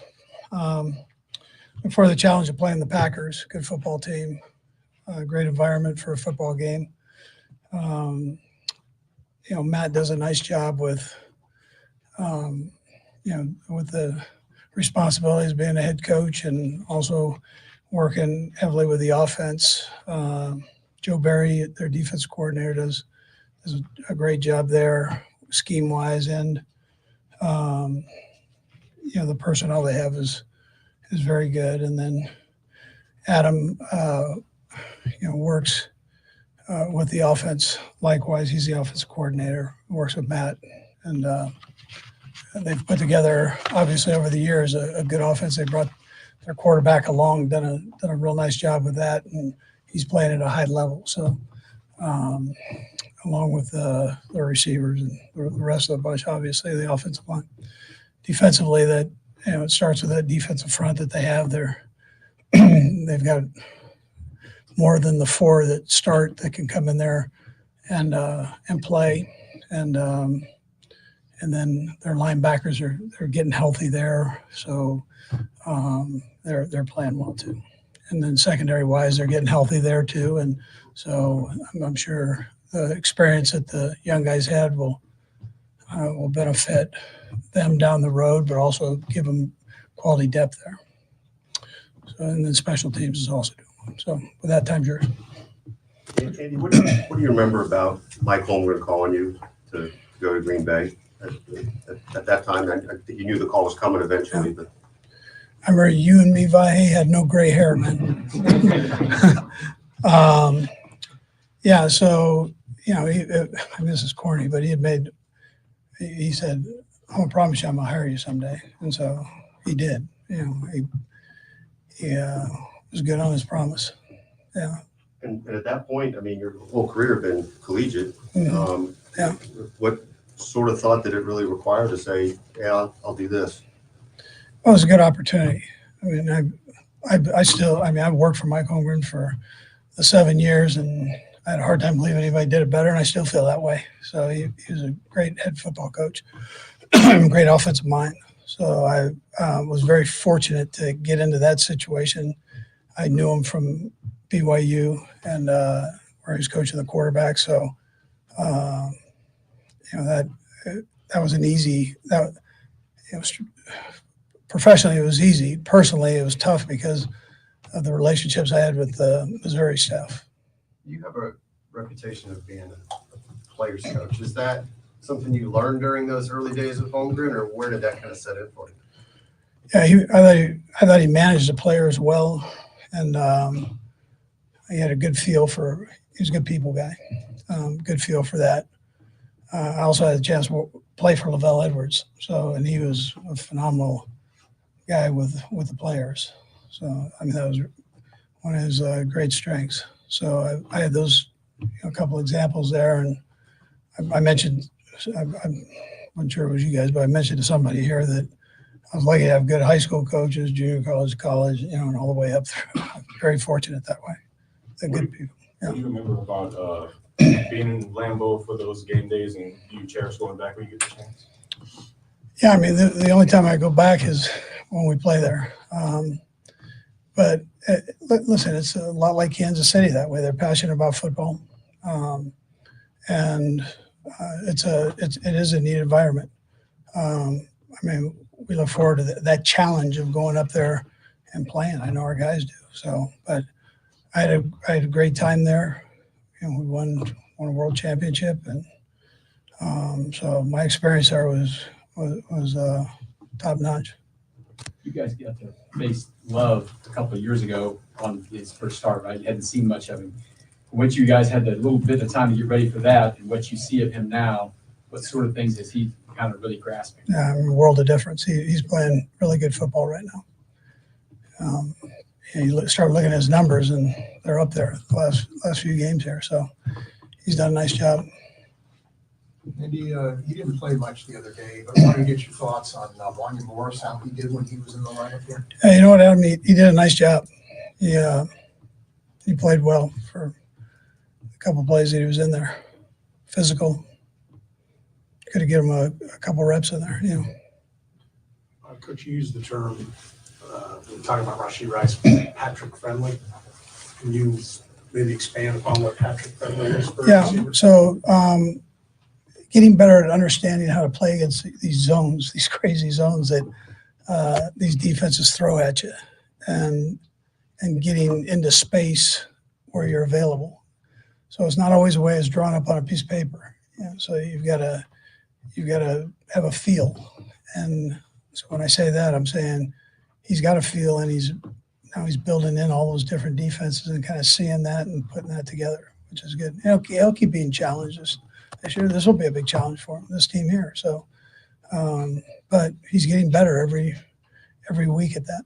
I know every player's different, but is it a straight line as receivers get better? Is it a bumpy stock market looking a couple steps back, 3 steps forward? It kind of depends on, if you look at Kels, there are certain times when Kels doesn't catch a lot of balls, but they're doing something there that allows somebody else to catch it. So it's hard to just go off of numbers alone.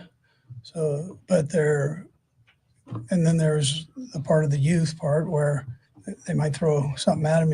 He goes, just don't repeat that. Right. Learn from it, and then get yourself in a position where you're available. So you have that part, but you also have the part that if teams are putting a lot of emphasis on them, then somebody else has got to step up. Coach, what made you happiest, or the staff happiest as they looked at the tape? What were they most impressed about with you guys' performance? Probably what I said after the game, just the fact that we were able to come back.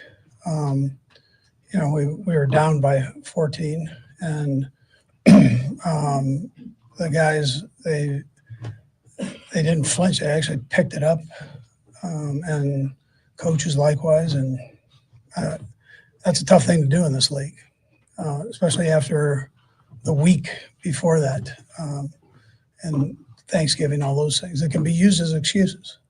But they didn't do that. They picked everything up and said, we got to play better. And I hear things on the sideline, so I have a good feel that most people don't hear. So, and the guys, the leaders were really encouraging guys, and so that I thought all that was positive. Coach, I know I asked you before about how difficult it is for these rookies to come into your system as receivers and pick everything up. Was Rashee, the way he's pacing, he's going to end up in that category with Deshaun and Jeremy. I know they're all different players and speed, sizes, those things, but are there characteristics that you saw in Rashee that carry on, that you think that you saw in Jeremy and Deshaun too? Yeah, all three are a little bit different. Deshaun is, fast. He's normally the fastest guy in the field, and Jeremy's kind of, but he's very fast, but he's also strong, big and strong. And then Rashee has got good speed and even stronger than what Jeremy was. So they're all different. All three are different. Probably they're smart, and they have that feel for the game. That would be the things that are common. Coach, so much is made about your opening script. When you have the 2 drives that go 3 and out, and I think it was 4 plays a second, how does that maybe alter your game plan at that point? Do you stick with it, or do you kind of? That wasn't a very good opening script right there. They did a good job on us with that. And you can move things around. What they were showing us was similar to what would work on the script. We just had to kind of go back and retool a couple things there. We'll go right across the room. Todd, Blair, Hayes, or And you wanted on the touchdown Justin scored right before halftime. What was the route he was supposed to run there? I mean, it looked like he came off of the stack and kind of went. He got drilled. Yeah, he got drilled. Yeah. So knocked down and then bounced up. He was supposed to continue going, but he got knocked down, jumped up, and there was a hole there. Pat was moving, and he just stayed there, and was able to catch it. But that was a heck of a hit. Not a lot of guys bounce up from that the way he bounced up. I something. So he was supposed to keep going to the back Yeah, of the just, end zone? yeah, Okay. yeah, right in the back. And I guess this falls under the category you can only control what you can control, but you're in the stretch. You're in a stretch of games where your opponent has more rest advantage than you do. 6 straight games, I think of that. How big an advantage is rest? Yeah, I mean, Dr. T harps on the guys about sleep patterns and all this stuff. I mean, we just talked about it yesterday. He presented to the guys yesterday about sleep patterns, and so he's always keeping that information available for the guys in case those kind of things happen. And when you've been a good football team, you're going to have those kind of schedules. You're just going to. It's like this game here is a Thursday night game. You're going to have, a Sunday night game. So all of a sudden, by the time you get back, that week is a little bit shorter than what possibly would have been. So, but starts in training camp, preparing yourself, make sure you take care of your body, make sure you get your sleep, all those things. And then it should work out okay for you. Bye. Andy, I don't think you ever met Hank Stram, but I wonder what you think about his legacy and whether that was even part of what made this job appealing to you, for the history of the Chiefs. Yeah, I was a big Hank Stram fan because of Mike Garrett. And Mike Garrett grew up in that same area I grew up in. Followed him his career at SC, and then when he came to the Chiefs, I became a Chiefs fan. And I had watched Hank Stram. He was somebody I was familiar with and had a lot of respect for. I mentioned after the game, I mean, even to be listed with his name there, I just, it's crazy. But then when I coached at Missouri, I would come up here and visit with Howard Mudd, and who was the line coach here at the time. So I was familiar with the organization, and it's always been a class organization. So that, I guess all of that together, I'm not giving you a clean-cut answer here. But but all that, and I assume you thought of Hank as an innovator too. I mean, great personality, and he obviously had worked close with Lynn Dawson, and they were good. Last one, sorry.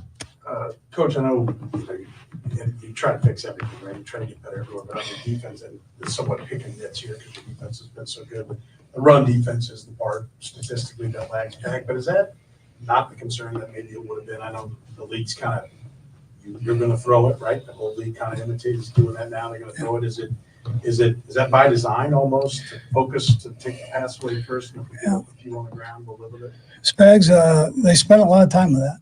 Joe Collins, Spags, all the coaches, Brendan, to make sure that's that it's sound. So we're doing better than we had there. So we made some improvement, and but you better be able to handle the pass in this league too. And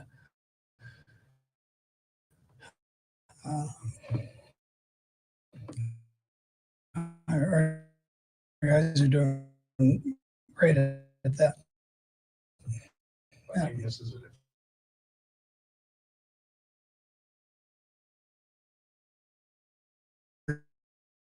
Great at, and then we're going to help teach you the things you're not to get better. So now you have a complete game. So that's in general what you're asking the question on, and we're working on that to get better at that. All right. Thank you.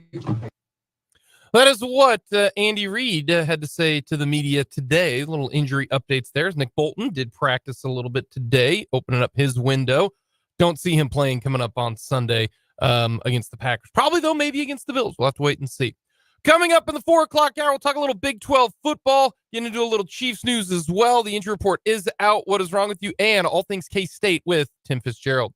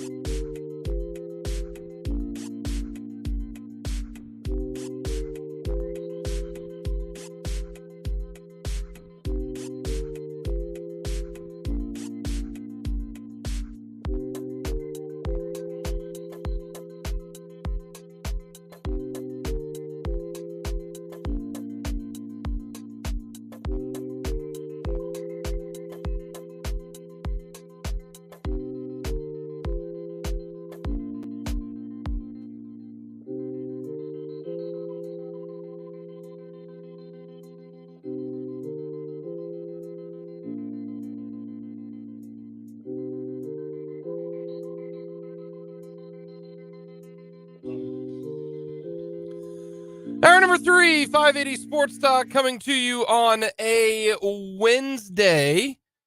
Thank you so much for stopping by. We got plenty to get to. What is wrong with you? And Tim Fitzgerald from Go Power Cats talk all things K-State with a lot of transfers going on, and of course the basketball side of things, and which ORU taking K-State to overtime yesterday. KU taking care of business. So we got lots to get to. But right now, Jake LeBon along with Dan Lucero with you. But we welcome in the third stooge to the Three Stooges, and that would be Brendan Dworzinski. Aloha. So are you Larry Curly or are you Mo? I don't know. I have the one with the goofiest hair. I'm the shorter one. Which one's that? I don't know. Yeah, I couldn't tell you. Not as well versed on the Stooges. Yeah, not really my era. I think I would be. We can't be the Ninja Turtles because I guess I'd be Mo. I think Mo is the shorter of the Yeah, three. I think he's the shortest one. We can't be the Ninja Turtles. That's not going to work because we need 4. Yeah. We could be Green Bay Packers quarterbacks who have won a Super Bowl. No, I don't want to be any of those. Well, Bart Starr. You don't want to be Bart Starr? Yeah, but Brett Favre before he committed fraud? No, but that's part of everything. Like right now, I'm Bart Starr, and then that means you guys are Aaron Rodgers and Brett Favre. Like, okay, if that's what you want. Well, I've never sent a picture of you-know-what to anybody, so I can't be me. I might be Curly. The joke was that Curly didn't have any hair. So I guess I think Curly was the shorter one of the 3. Well, welcome back, Brendan. Hi. How was driving up Highway Interstate 29? Oh, it was great. Speed limit's 80 in South Dakota. It's awesome. Yeah, that that's ruled. I'm going to tell you what, though. Going up and ending in South Dakota yesterday, a lot more fun than having to transition from speed limit 80 to 70 and 65 today. But that was good. Good effort. Yeah, speed limit 80 for you, Mr. Leadfoot, works out well. Yeah. You need to slow down. Man, no, I'm it's getting fine. old. Remember how we talked about it yesterday? When do you know you're getting old? Mhm. When you tell other people to slow down. Yes. Then that's another precursor. When you of- stop going like 50 and a 40 down like, city streets, because what kind of hurry are you really in? Yeah. Got places to go, people to see. So how's good old Brookings? Not a lot going on. I will say, though, remarkably nice people. The Dakota folk are very nice. They really are. The folks Yes. I met at Frost Arena, lovely. The color commentator for last night's South Dakota State broadcast, Brad Witt, K-State grad, said his dad went to Washburn. Said when he was a kid in the 80s, he used to go to Lee Arena to watch games. How about that? Lee Arena in the 80s. I don't think Lee Arena existed. in Or the whatever 80s. it was at the time. White Auditorium, baby. Sure. I only know it as Lee Arena. I have not been around quite that long. But the point When did remains. Lee Arena come out? I probably should know that. But no, it was great. Washburn women put up a fight. That's a really good team they played. And South Dakota State went to the second round of the NCAA tournament last year. Won a tournament game, obviously. And lopsided score, but Washburn played really well. Maybe no, he was right. 1984 is when it opened. Oh, there you go. There you go. I know it was good. Chill in the hotel, very clean hotel. So it was nice. How many channels? Did you have like all the channels? Yeah, they had full DirecTV. That is my mom's theory, and I have adopted it as my own. I'm a big fan of individual theories in life. Yes. Big fan of this. The theory is that the less there is to do in the place that you are staying, the more TV channels there are on the in the hotel where you stay. Yeah, there's definitely something to that. Like, yeah, you go to the big city, they got like, well, here are the locals. Here's ESPN. Here's HBO. You go to a place like Brookings, South Dakota, it's like, here are 5 HBOs. Here are all of the ESPN networks. You want to watch ACC Network? Got you. They had BYU TV. See? What? I don't know if there's a heavy Mormon population in eastern South Dakota, but they're not. If they want to watch Jake Ratzlaff, they sure can. It's just in time for Jimmer Wednesdays on BYU TV, where they rerun the best of Jimmer Fredette games from his magical season back in 2011. It is not a thing. I totally made that up. God. They are then re-aired 24 But hours Dan, later like, on Jimmer Thursday. I can real quick, like I can see because I saw this yesterday. Like Creighton airing Doug McDermott Tuesdays, Dougie McBuckets. Yeah, I can see that be like Marshall Falk Fridays for San Diego State. But yeah, they don't have their own TV network. BYU does. Yeah. I'm just more talking about specific smaller universities who just had that one guy who you're like, we'll do this. Like TCU can't say LT anymore because they went to a national championship game and all that kind of stuff. You've got Jim McMahon Mondays on BYU TV. You got old football games. You can't do Jim McMahon era. they had Heisman Trophy winners. They had Ty Detmer and Steve Young. They had too many good players. You got White Boy Wednesday, where you got Danny Ainge highlights and Jimmer Fredette highlights, and who was the guy that was balding? The little guard that was there for ages. Oh man, it could be a number of guys. Yeah, that doesn't cut it down at all, does it? No, a 27-year-old guy. Hey, like Hayes or something like that, like Austin something, little guard. You know what I'm talking about? No, I can't pull it. I can tell you though. Taysom Hill Tuesdays, big hit on BYU TV. There's Taysom Tuesday, absolutely. Tuesday. They show that bowl game. They ain't playing Zach Wilson Wednesdays. I can tell you that not right now. Hey, he put up numbers with that team. Let me tell you what. Not right now. Speaking of numbers, I am so glad that you guys saved this segment for when I got here because I'm about to crack some skulls. Hey, first of all, Tyler Hawes, guys. That's what I was thinking. Hey, first of all, I'm going to need you to take it down. Okay. I haven't said a word to anyone in 6 hours. Hey, that's a you problem. Okay, you could have called people. Here's the thing. Everyone's working. Here's the thing. Dan and I have been real chill for the last 24 hours. Yeah, you're in full back roads Georgia mode here. Yeah. We're just chill. You got to slow down. No. This is big city life here. And I know we got places to go. We got points to make. I got some skulls to crack with the Big 12. I know where you're going, but we'll have to wait to get there. The Big 12 football awards just popped up, so we can go through those real quick. I'm actually really impressed. I wrote down who I thought was going to win this morning. None of these awards shocked me. Ollie Gordon, Offensive Player of the Year, totally understand that. Defensive Player of the Year, Devondre Sweat, totally get it. Offensive Newcomer of the Year, A.D. Mitchell. Yeah, obviously. Defensive Newcomer of the Year. I would have called this one Austin Booker for Kansas. He was terrific this year. That was my pick. Rocco Beck, the Offensive Freshman of the Year. Yeah, I get that one. Defensive Freshman of the Year. Some of these are now starting to get into the weeds, like Defensive Freshman of the Year, like Offensive Freshman of the Year. That was kind of easy. Anthony Hill and Ben Roberts, sure. Special Teams Player of the Year, Austin McNamara. I don't know if you want your punter to be the best punter. That tells me that Texas Tech was punting a lot. Bert Auburn got robbed. I thought it was going to be Bert Auburn. I'm surprised it wasn't. Offensive Lineman of the Year, Cooper Beebe. Yeah, obviously. Second back-to-back. I get it. And if you think about it, man, Kansas State has had an absolute lockdown on that O-Lineman of the Year. BJ Finney back-to-back. Dalton Reisner back-to-back. No, they weren't back-to-back. They were just one-time winners. I thought they were back-to-back. No, one-time winner. Well, yeah, those two guys. That's not a surprise. Here, Defensive Lineman of the Year should be Devondre Sweat because he was Defensive Player of the Year. No, it wasn't because our coaches are stupid. They gave it to his running mate. Yeah, Byron Murphy II makes zero sense there. Unless you wanted to be with, hey, it was Sweat, but he got Defensive Player of the Year. Right. It's like the Offensive Player of the Year and MVP thing in football. How can you be the MVP and not Offensive Player of the Year? Now we're splitting the baby. Yeah. Chuck Ninus, Coach of the Year, Mike Gundy. I get that because nobody thought Oklahoma State was going to be very good. A lot of people thought Texas was going to win the conference. They're there. So those awards, understandable. Okay. I disagree with Mike Gundy as Coach of the Year. You give a Sark? Texas improved by exactly as many wins as Oklahoma State did year over year. And one of those teams did not lose to South Alabama. So yeah, it would have been Sarkisian for me. Okay. I get why they went with Gundy because all three of us thought Oklahoma State wasn't going to be very good this year, and they're in the Big 12 title game. So I have no problem with that. And Texas, Sark is kind of in the spot where they should be winning. It's Texas, but sometimes, hey, like we said, going from 8 wins to 10 wins, tough. Going from 10 wins to 12 wins, really difficult.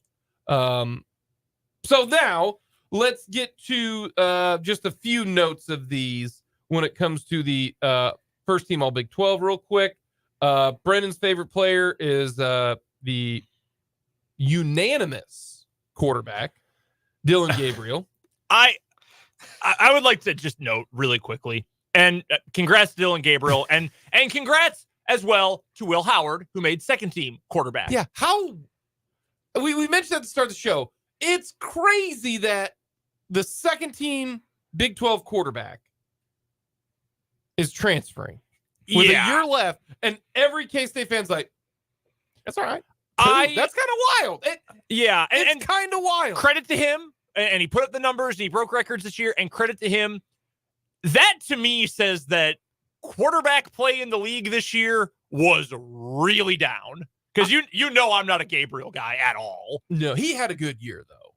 He had a fine year. Yeah, he was first team, and Howard was second team. And as I thought about it, like, who else were you going to give it to Alan Bowman? Does Ewers not get it because he got hurt for just 3 games? He missed. I mean, that's substantial. I know. I'm not saying like I'm not pounding the rubber here for Quinn Ewers. And he wasn't so much better than the rest of the competition to make it so that you forget about the fact that he wasn't available. Yeah, but it's kind of crazy how second team all conference quarterback. He's going to transfer. Crazy. Yeah, he's going to transfer. That's where we are in 2023. Part of the deal. Speaking of quarterbacks, did you hear what Matt Rule had to say today? That NIL quarterback costs you $1 to $2 million in NIL. Yeah, he might be right, but it's too bad that the boosters and the fans have to pay for that. The school should be paying for that. Yeah, how about that? Another argument for another day. Brendan, is the thing you want to yell about? Hold on, you can't yell. Let's try to do this without yelling. Is the thing? When did Grandpa get here? Damn. Is the thing you want to be upset about in relation to? Oh, I know what he's going to be upset about. The running back selections for the first team and second team. Yes. Okay. It is. Yeah. Before you get going, I'm gonna wind you up here. Okay. While I'm winding you up, okay. I agree with you. Ollie Gordon, first team All Big 12. Yeah, duh. Taj Brooks, Texas Tech running back. Some other notes here, real quick. Dominic Puny, how about that? First team O line for KU. Cooper Beebe, K-State, first team O line. Kansas got Booker, first team defense. That's awesome. Kobe Bryant, that's awesome. Like, here's my question: who didn't vote for Cooper Beebe? He was not a unanimous pick. Yeah, that's who saw him play. It was like, I don't know. Yeah. What? Okay, then we got second team K-State's Will Howard, KU's Devin Neal, and then not a whole lot in the second team. Khalid Duke, second team D-line. Austin Moore, second team linebacker. Then you've got Kenny Logan, second team DB. Kobe Savage, second team DB. Those are your first and second team. All right, now that we winded you up, let you go. You taking Taj Brooks over Devin Neal? See, here's my issue. Here is my issue with this. Why are we still accepting voters who think that it's 1964 when it comes to stats and breaking this down?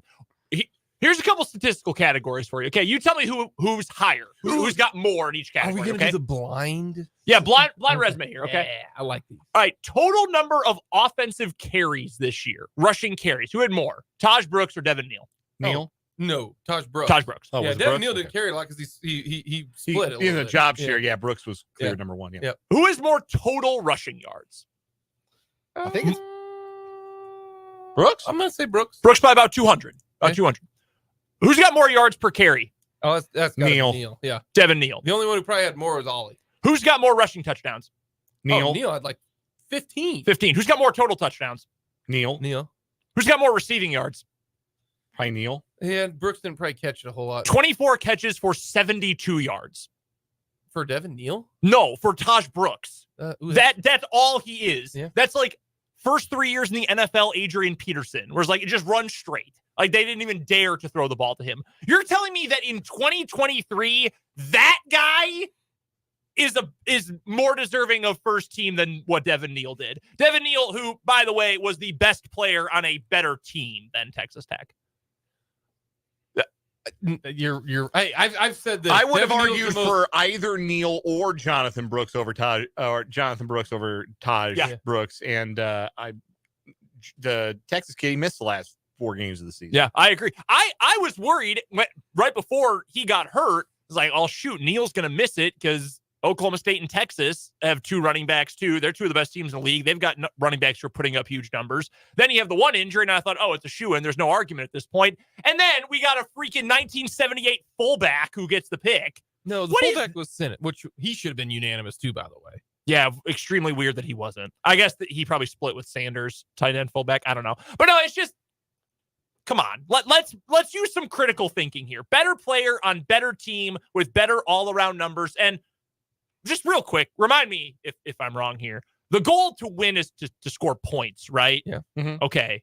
So if you have 15 times when you scored points, that's better than if you only scored points 9 times, right? Because 15 is like 60% bigger than 9. Just checking in on that. Okay. I didn't watch a ton of Tech football. I just know that Devin Neal, really good, and he might be one of the most underrated players in the entire country.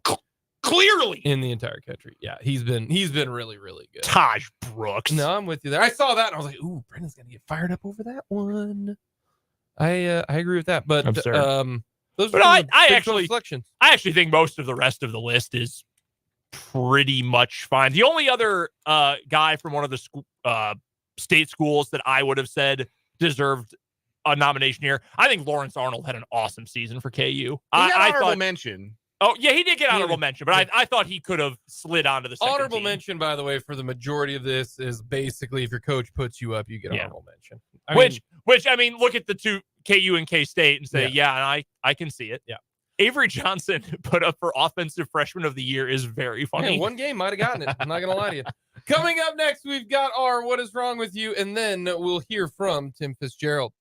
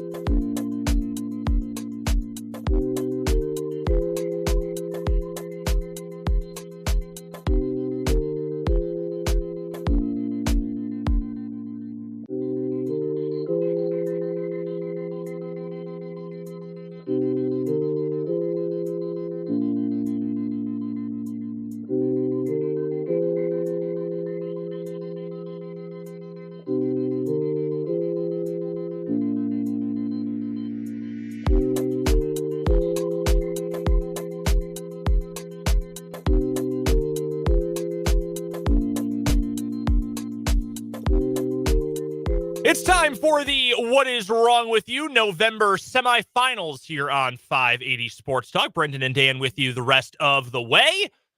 We will narrow it down to our 2 finalists for the month. We will pick our champion coming up tomorrow. Before we get to all of our semifinalists today, a reminder that What is Wrong with You is brought to you by Top City Metal Supply, who cuts the metal you need to your specifications. That saves you not just time, not just money, but also material. So never settle when it comes to your metal with Top City Metal Supply, who you can find on South Topeka Boulevard, halfway between Frito-Lay and Forbes Field, right here in the capital city. Who won yesterday? So our weekly champion was actually yesterday's winner, the counterfeit bill chewer, we called her. 38-year-old Zipporah Abraham was trying to use counterfeit bills at Walmart, and when loss prevention got a hold of her, she tried to eat $200 in counterfeit bills. As I put it yesterday, that could have been any amount of money. Like that could have been 2 counterfeit hundreds. That could have been 4 counterfeit 50s. It could have been 10 counterfeit 20s, or it could have been 1 counterfeit 200. Who knows? Or 200 counterfeit ones. Could have been 200 counterfeit ones, trying to eat all of that. Also, I believe I referenced, I used the term throating a dollar bill, which I deeply regret, and I want to apologize for that. Oh, all right.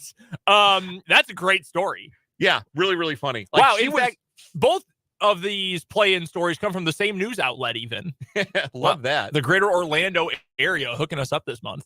All right, so that's our winner for this short week. It's in the play-in game against the Booty Patrol. That was all the way back. Our first story of the month, if I remember correctly. A guy who was impersonating law enforcement with a big decal on his truck that said Booty Patrol. He was looking for booty. I mean, he was pretty simple on to explain. patrol, cruising the streets in search of booty. He had been on the run for a while. People had been photographing his truck. Eventually, the sheriff's office down in the greater Orlando area, DeSoto County specifically, they did stop him and issued a citation pertaining to certain prohibited lights on certain cars. That's our play-in matchup. I think I'm going to go with that story from yesterday, honestly. I think the counterfeit bill chewer is very funny. You know, as much as I enjoy the Booty Patrol story, it was also like in a line of stories that we had about people painting their cars or dressing up their cars to impersonate law enforcement.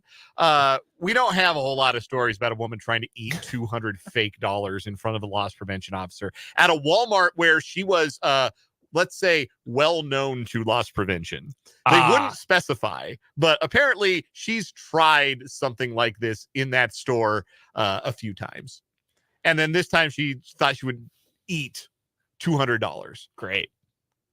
Why not just go to a different Walmart to try this so they didn't already recognize you? I don't know. It's a step too far, apparently. All right, that's our play-in winner.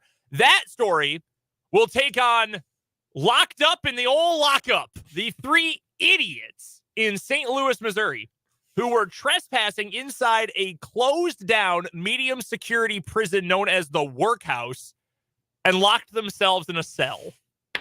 They were just traipsing around in the shut-down prison and locked themselves in jail. They had to call 911, and immediately after they were removed from the cell, they were arrested. They had to call 911. You know how bad you mess up when you've done something illegal and the only solution is we have to call the police and tell them what we did? I guess, like, good job not making it worse. Although at that point, I don't know what worse you could have done, honestly. These guys are so stupid. It is otherworldly stupid. I think that's getting my vote. Yeah, today. I love the counterfeit bill chewer. I wish we'd had more time to enjoy the absurdity of a woman trying to eat 200 fake dollars. But I'm sorry, man. These guys had to call the police on themselves. Oh my God, that's such a good story. All right, that is finalist number one for the month, Locked Up in the old lockup. Our second semifinal, fireworks at the wedding. Would you like to recount this wonderful story for us? Yeah, there were fireworks at the wedding. Sometimes that's obviously weddings are joyous occasions. Sure. And oftentimes there are fireworks, but it is not often that those fireworks are being launched by an angry neighbor and in the direction of a helicopter carrying the newly married couple. That was the case in Cherokee County, Georgia, at Rockies Lake Estate, where a person named David Jeter, who lives nearby, has been making threats against the venue for years. And apparently this time it went too far, and he shot a mortar firework at a helicopter that was carrying a married couple off to conclude their night.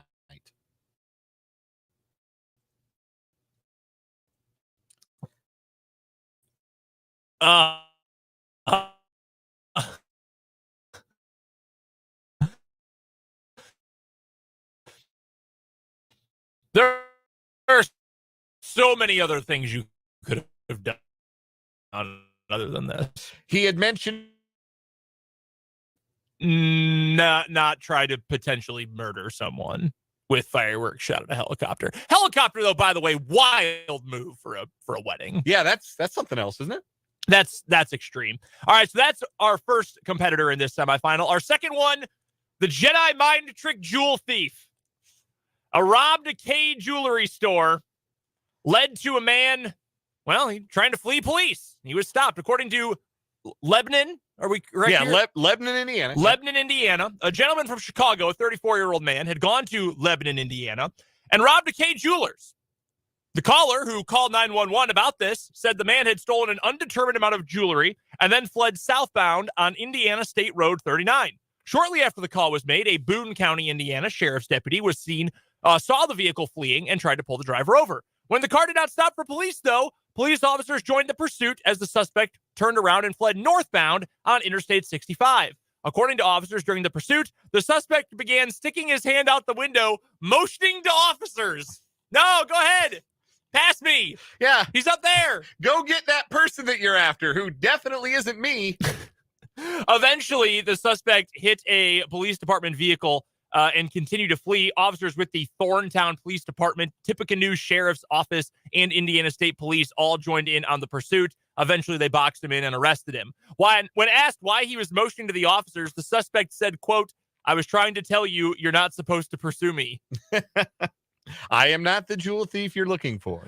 He was, by the way, charged with criminal mischief, theft, resisting law enforcement, possession of marijuana, reckless driving, leaving the scene of an accident, and operating a vehicle without a license. That is a lot of charges. That is. Yeah, he's in deep trouble. All right, who you got? Again, this has been a great What Is Wrong With You month. Yeah, it has been. I think all 5 of these would have been worthy monthly champions. He shot a firework at a helicopter. Yeah. In protest. Yes. Quote unquote. Get off my property. Not your property, bro. No, it's just your we all got noisy neighbors, dude. Like, I get that it probably isn't awesome to have to listen to the helicopter do its thing, but look, man, there are other ways to solve your problems that don't involve attempted murder. This is so bad, man. He shot a firework at a helicopter. Just so bad. That gets my vote too. I love the other story. The jewel thief is a great story, but this man shot a firework at a helicopter. I'm without words. Does that make your wedding night more or less memorable? Like more, I'd think. Yeah. Like, hey, remember, like, if nothing goes wrong, you say, oh, yes, we had a lovely wedding, and then we took off in a helicopter. Instead, everybody who was there will remember, hey, remember the wedding we were at where that angry old coot lived down the street from the wedding venue, shot a mortar firework at the helicopter that was carrying our friends or relatives? I would have to imagine that makes it more memorable. Remember when we almost got hit with a firework? A mortar firework. I don't think I'd ever forget almost getting hit with a firework. No, I don't think so hasn't either. happened to me yet. Hope that it never does, but I don't think that's an experience I would soon forget. All right, that is our second semifinalist, the wedding fireworks. They advance on to tomorrow's November championship in What Is Wrong With You, which, as always, is brought to you by Top City Metal Supply. Metal cut to order when you need it. Top City Metal Supply, located on South Topeka Boulevard, halfway between Frito-Lay and Forbes Field. Let's get to a quick break, and when we come back, we'll talk to Tim Fitzgerald of GoPowerCat.com. It's the Wildcat Wrap-Up, up next on 580 Sports Talk.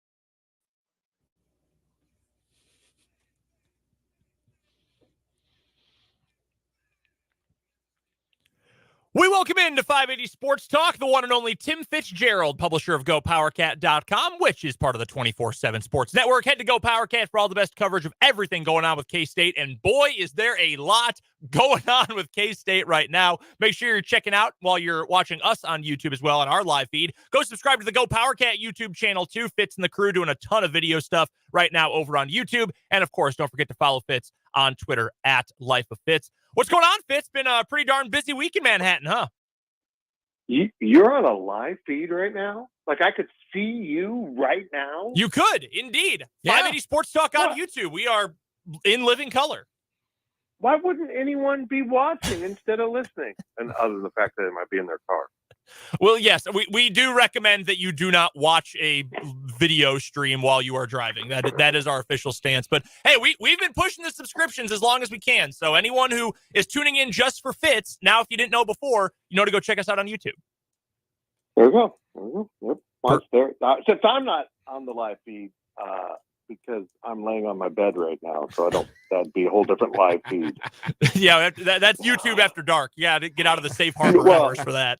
You can find that at OnlyFits. Only top 1% of OnlyFits. Tim Fitzgerald joining us here on the program. All right, Fitz, we got a lot to get to. We'll get to some basketball from last night and a heart pounder for K-State at home. But first, what a weekend for Kansas State. Obviously, we'll get to the game itself, but the big news over the last couple of days, all the transfers out. I know you guys over at Go Power Cat were all over the Will Howard transfer from the very beginning. You were on that well before the news ended up breaking yesterday. But a number of players leaving the program outside of that. And that's roster churn these days, right? With the open transfer portal, free transfer rules, it's inevitable that every program is going to face that to some degree. Let's start with Will. And was this at any juncture a surprise that, and I know, again, you guys had the reporting that he was going to end up in the portal, but were you at all surprised when you initially found out about that? Or was this the kind of thing that once Avery Johnson started to get more momentum this year, it became pretty clear how this season was going to end? Yeah, that's exactly it. And we suspected, weeks ago that Will would end up in the transfer portal if he wanted to use his, what I'm calling COVID bonus year. Mm-hmm. And I wasn't surprised one bit. And I'm telling people high and low this. Everyone in that building, the Veneer Football Complex, understands Avery's upside and how high it is. Will he reach that? I don't know. But it's his turn. And you can't deny it. You can't push it back, particularly in this day and age of the portal. This is blunt, but if a quarterback's going to transfer, you want it to be your fifth-year senior, not your promising true freshman. That might be your answer for years to come. And I think everyone knew it was going to be Avery next year, barring injury, and that's why we've seen Will hit the portal, and it's certainly why we've seen two other quarterbacks, Jake Rubley and Adrian Lara, hit the portal. They know they're not going to be the guy. The guy is there, and they have seen the guy, and they know he's the guy, and they're up and out of here. I think there's a couple of things that stand out here. One, major props to this K-State staff, right? Because they've recruited a bunch of really good quarterbacks over the last few years, and obviously Avery looks like he's going to be the best of the bunch, but they've got a lot of very interesting prospects, if nothing else, and one guy who's clearly very established. But the other thing there then, Fitz, is what is that quarterback room going to look like going forward? I know you were talking on Twitter, and it might have been over at Go Power Cat too, about the situation with one of the guys still on the roster. Can you explain for us what the setup is in that quarterback room at the moment with all these transfers out? Yeah, well, they've had 5 guys in that room this season, and the fifth being the young man who's been running the scout squad, Jacob, and he's out of South Dakota. He transferred from Minnesota. And here's the hang-up. He was on scholarship at Minnesota. But he wanted to be at Kansas State, and they did not have a scholarship. So he's technically a walk-on. He's on an academic scholarship, so he's not paying his own bills, but he's on a walk-on status. And when you go from a scholarship player transferring to be a walk-on, the NCAA immediately flags that, to try to keep schools away from using, academic scholarships to actually recruit players for the next season. You have to sit out a full year, and that would include the bowl game. Now, K-State is going to appeal that. They're going to ask for a relief because of this situation. it benefits the player, so I don't expect the NCAA to do it. That leaves K-State quite literally with one quarterback for the bowl game. Now, in terms of prep, Knuth will be on the team. He could still run the scout team, and they're looking for, any way possible to have a supplement with another quarterback, whether that's, a very late walk-on that was eligible this season. I don't know how they would do it, but the other thing they could do, they can bring in some kids at semester. They can't play either, but at least they can help in practice, relieve some of the stress. So I think right now they're quite literally figuring out who's the backup quarterback on this team. There's a couple of options. Max Marsh is a defensive back who came as a quarterback, so maybe he will be the backup. And a guy like Seth Porter, who played high school quarterback, ran the Wildcat quite a bit, as did Wesley Fair out of Wichita. Maybe they do that. The advantage with Seth is he's deep into the offense. He's been running things in the offense. He understands the offense. Maybe Marsh still does, but he's had a year or two on the other side of the ball. So we'll see what the coaches do. It'll be an interesting question to ask Chris Kleiman when they hold their bowl press conference Sunday. Were you surprised by any of the other guys who have decided to transfer over the last 24 hours? No, I'm not. And I guess Trayshawn Ward maybe is a little bit surprised. But look, he came to K-State. He thought he was going to be the guy. He's going from Florida State, a little K-State. I think everyone around the nation thought, Trayshawn Ward's just going to walk in there and, dominate. And look, he was really good. And I think paired with Avery Johnson, he could have had an outstanding season next year. I think it's a little strange that he decided to go now, but he lost the job to DJ Giddens. DJ, a body of work over the course of the season, was the better of the two. The times when I thought maybe Trayshawn should get more carries, including last Saturday, in those conditions. Yeah, there are. But, that one, I just kind of think it's funny. I didn't get what I wanted here, so I'm going to go one more place. And look, Trayshawn's a great kid and a talented guy, but he's not all that. So that one surprised me a little bit, but the rest, I think, are a lot of weeding out. A lot of guys that the word I keep hearing is aren't accountable. They didn't correct their mistakes as the season went on. And, some of them are just young guys that want to find a new place where they can play. Our guest joining us on the Floating Place Wine and Spirits Hotline is Tim Fitzgerald, publisher at GoPowerCat.com, part of the 24/7 Sports Network. He joins us at this time every week for Wildcat Wrap-Up here on 580 Sports Talk. Check out Fitz on Twitter at Life of Fitz.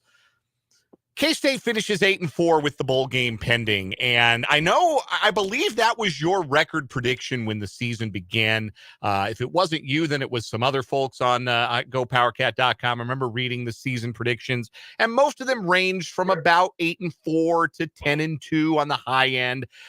And 8-4 is an objectively fine season with 6 conference wins. You go 6-3 in the conference, but the fact that all 4 losses were by 1 score. Does that make this feel a little more disappointing than another 8-4 season might have? Yeah, I don't think there's any way to, not feel disappointed at the missed opportunities in the schedule. And when I say missed opportunities, I look at Missouri, where you had an opportunity to win, but you weren't very good. The couple of guys that left were a reason you weren't very good in that game. They weren't quite ready to play. You go look at Texas. Look, you weren't very good at the start of the game. You're spectacular at the end, and you had an opportunity to win and missed that opportunity. But Oklahoma State, you weren't ready to play. And Iowa State, you weren't ready to play. And there's no way to blame anyone but yourself with that one. It was a shame. You were close to being good, but you just didn't see this through the course of 12 games. And that's not easy to do. It really isn't. That's Oklahoma State. They're in the championship game. And they got absolutely destroyed by one of the worst teams in the conference.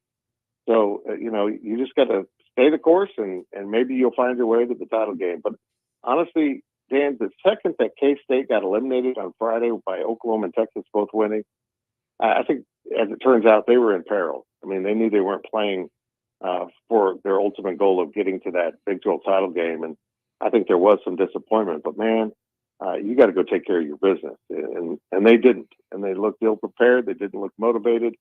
and Iowa State simply looked like the better team in so many key areas of the game. Not statistics, but certainly making the big play. Do you look at that performance, that not being ready to play? Is that more of, you look at it as a one-off, or a product of the circumstances of being eliminated the night before you go out and play? Or is there maybe a longer trend you see at play here of that happening to Kansas State in ways it should not? I don't know. This was unique. Last year they were, naturally in that chase till the end because they got into the Big 12 title game, and this was literally the first game in 2 years that they played knowing they couldn't win a Big 12 title. And I think there was some disappointment in that because that was such a focus. But sometimes you don't get what you want. Sometimes you don't attain your goals, but you don't give up on everything. And that's what I felt like some of those guys did. And I was a little disappointed in what I saw, but you know what? In hindsight, looking back, you take away a chance at the Big 12 championship. And if we knew about Will probably transferring after this game was complete, other people in that locker room knew it. And other people in the locker room probably knew about other guys. And look, that's demotivating in itself, knowing that, key players are going out the door before the bowl game. Iowa State had left 2 running backs at home. And I just assumed they were injured. No, they were left at home because Matt Campbell found out they were looking at the transfer portal, and he left them home. And I think that's kudos to him, and I think that might be a big reason why they won this game. So looking ahead to Kansas State and what they might look to do, obviously they have lost 3 quarterbacks to the portal. They lose Trayshawn Ward. They lose Will Lee. There's a couple other pieces that they have lost, guys who were, true freshmen that are deciding to go portaling.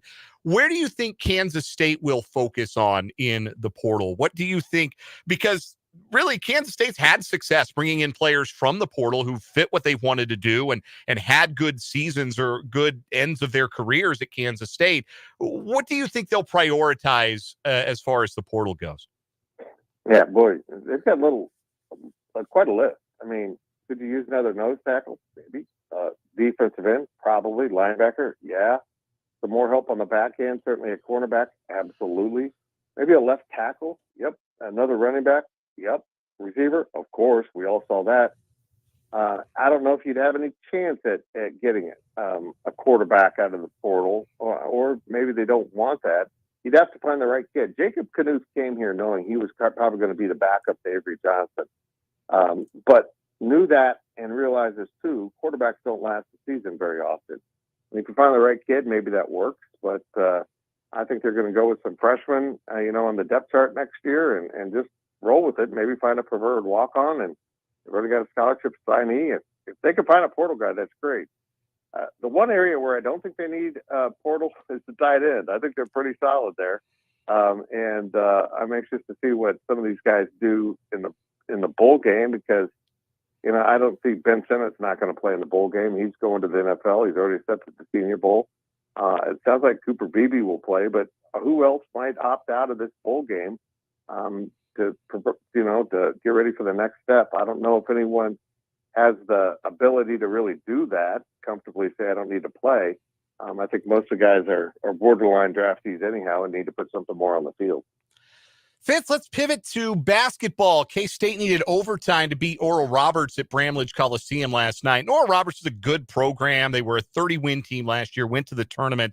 But K-State was still a 14.5-point favorite in this game, and they needed overtime ultimately to finish off the Golden Eagles. What was your big takeaway from K-State's performance, either positively or negatively? Ongoing, developmental team. They're still trying to find their identity. My daily delivery today was about guard Tyler Perry, who is a pretty mediocre player in the first half of games. Was better in the second half last night, and he was brilliant in overtime. So it took him a good 40 to 42 minutes to kind of get his steam going, and boy, he boiled over in overtime with some brilliant play. They're still trying to find out who they are, and they're doing it without a couple key pieces. And And that's really the challenge for them. They need to get these guys back, but there's still some steps to be taken for Naquan Tomlin to fulfill his obligations, in the legal system with his situation. And then Wes Glover just needs more time to get healthy. And they just look like an incomplete team right now. And Jerome Tang reminded me at a press conference on Monday that it kind of looked that way even with Marquise Noel early last year. And then they kind of found themselves and it snapped. But they need to just play with more oomph. They just looked flat in terms of energy most of the game, and Coach Tang said it in post game that the fans really gave them a lift in overtime and finally gave them the boost of energy that they kind of needed. We're chatting with Tim Fitzgerald from GoPowerCat.com. It's the Wildcat wrap-up here on 580 Sports Talk. Fitz joining us on the Fleming Place Wine and Spirits hotline. Go check out his work at GoPowerCat.com, part of the 24/7 Sports Network. And, of course, make sure you're following him on Twitter as well, where his handle is @LifeOfFitz. Fitz, what do you think it's going to take for Tyler Perry to get to being able to play a full 40 minutes? I said, and I think it was actually before the Kaluma transfer, so I give myself a little bit of a buffer there. I said I thought he was surefire, no doubt, the number one option on this team the minute he committed from North Texas. And there's a lot of basketball left to be played. Like you said, some, allegory to last year with the team under Marquise Noel. But Perry has not quite been that through the first handful of games so far this year. What do you think it will take for him to climb to that kind of threshold? You got to keep this in mind. He's been an off guard. Mm-hmm. At North Texas, at that level, you can be that size and be the off guard. And he was. He was a scoring machine. He didn't have any other duties other than put basket in hole, and he did it very well.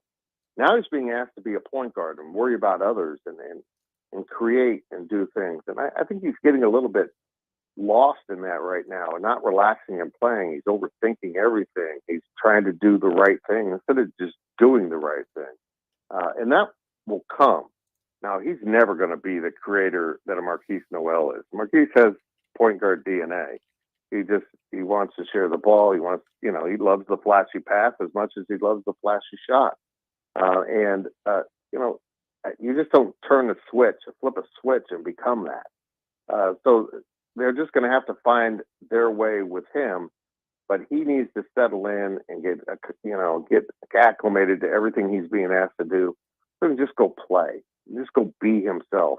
And that's going to come. And it's going to weigh him down for a while, but the sooner it comes, the better this team will be. And we'll see if he can somehow figure that out between now and a couple Saturdays from now when a school in Villanova comes to Manhattan. You better get more acclimated to what you're doing or you're going to get doors blown off. All right. Saturday, 1:00, Bramlage Coliseum, North Alabama comes to town. What do we know about North Alabama? It's a school in the northern part of Alabama, and which is in the United States. That's pretty much it. I haven't done any studying on North Alabama. I've been worried about the transfer portal. It's another tune-up. Look, guys, they need these games. Oral Roberts was the perfect kind of test because that's a pretty good basketball team, but still one you should beat, and they did end up beating them. So I think that game will improve them, and North Alabama is another step along the way, getting ready for Big 12 play, and Villanova's coming. I don't know if they'll be ready for that, but it'll help them understand where they are against the very best of the best, and that's what Villanova might be this year. Go check out GoPowerCat.com for the best coverage of all things Kansas State Wildcats. It's part of the 24/7 Sports Network. You can go find Tim Fitzgerald's work there on the GoPowerCat YouTube channel and on Twitter @LifeOfFitz. He joins us every Wednesday at this time for our Wildcat wrap-up on the Fleming Place Wine and Spirits hotline. We appreciate the time as always, Fitz. We'll talk to you soon. Thank you, boys. I'm glad I could just turn on the internet and see you at any moment. It makes my heart good. Love that. Talk to you soon, Fitz. You bet. That's Tim Fitzgerald from GoPowerCat.com. North Alabama, the Lions, by the way. We've got to get to a quick break. We'll come on back after the news, lead things off with headlines here on 580 Sports Talk.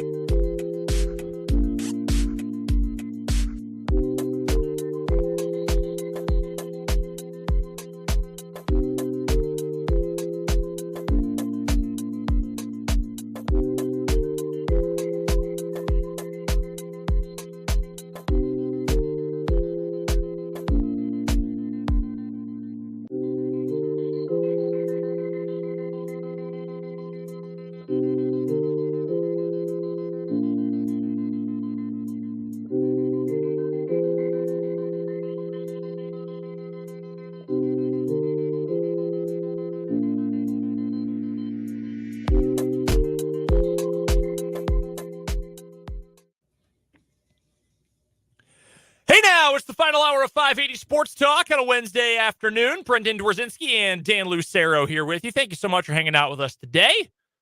Appreciate you spending some time with us. Much less time with me. I was gone all day yesterday and for most of the show today. Dan's been here the whole time, though. Dan and Jake holding down the fort. Yeah. Mostly Dan. Mostly me. Don't forget, if you missed any of the show up until this point, head to our website, 580wibw.com. Go to the podcasts tab and then click on 580 Sports Talk. That's where you'll find the show broken down into hour-by-hour chunks. Or you can just go to our YouTube channel. Our channel's called 580 Sports Talk. You can tune into the live video stream, which is live right now as we're talking, which also would allow you to rewind. And if you wanted to see anything from earlier in the show, you can go do that as well. Coming up in this 5 o'clock hour of the program, we'll get to a busy day of 580 Sports Talk headlines. We will also take a look back at the college football playoff rankings from last night. Going to be a lot that's decided coming up on Friday and Saturday this week. And are Texas and Alabama eliminated? Historical precedent would say yes. So we'll touch on that coming up later this hour. Plus your texts, 785-272-9429, and your comments on the YouTube feed. Again, our channel is called 580 Sports Talk. Without further ado, let's get to our headlines today. And I have been driving all day, or had been driving all day, down from Brookings, where the Washburn women played last night. So I, didn't speak to anyone except myself for 6 hours.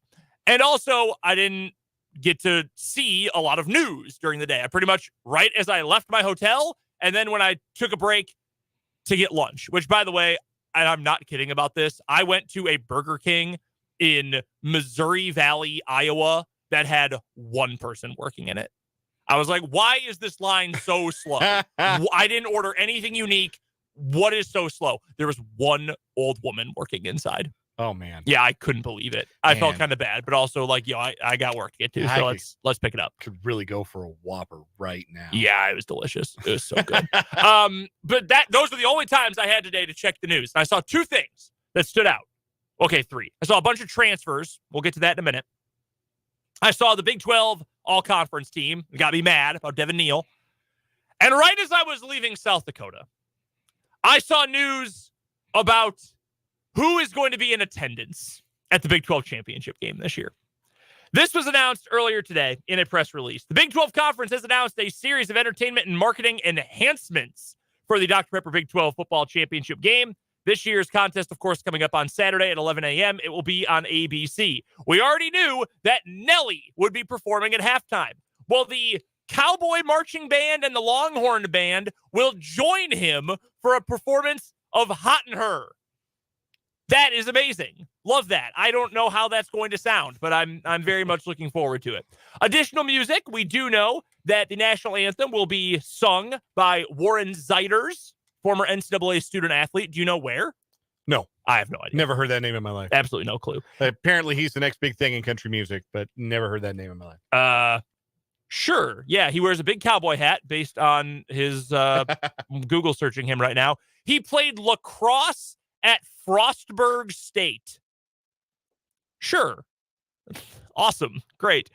He is doing your national anthem. Wade Bowen will be doing a concert on Friday. Also don't know who that is.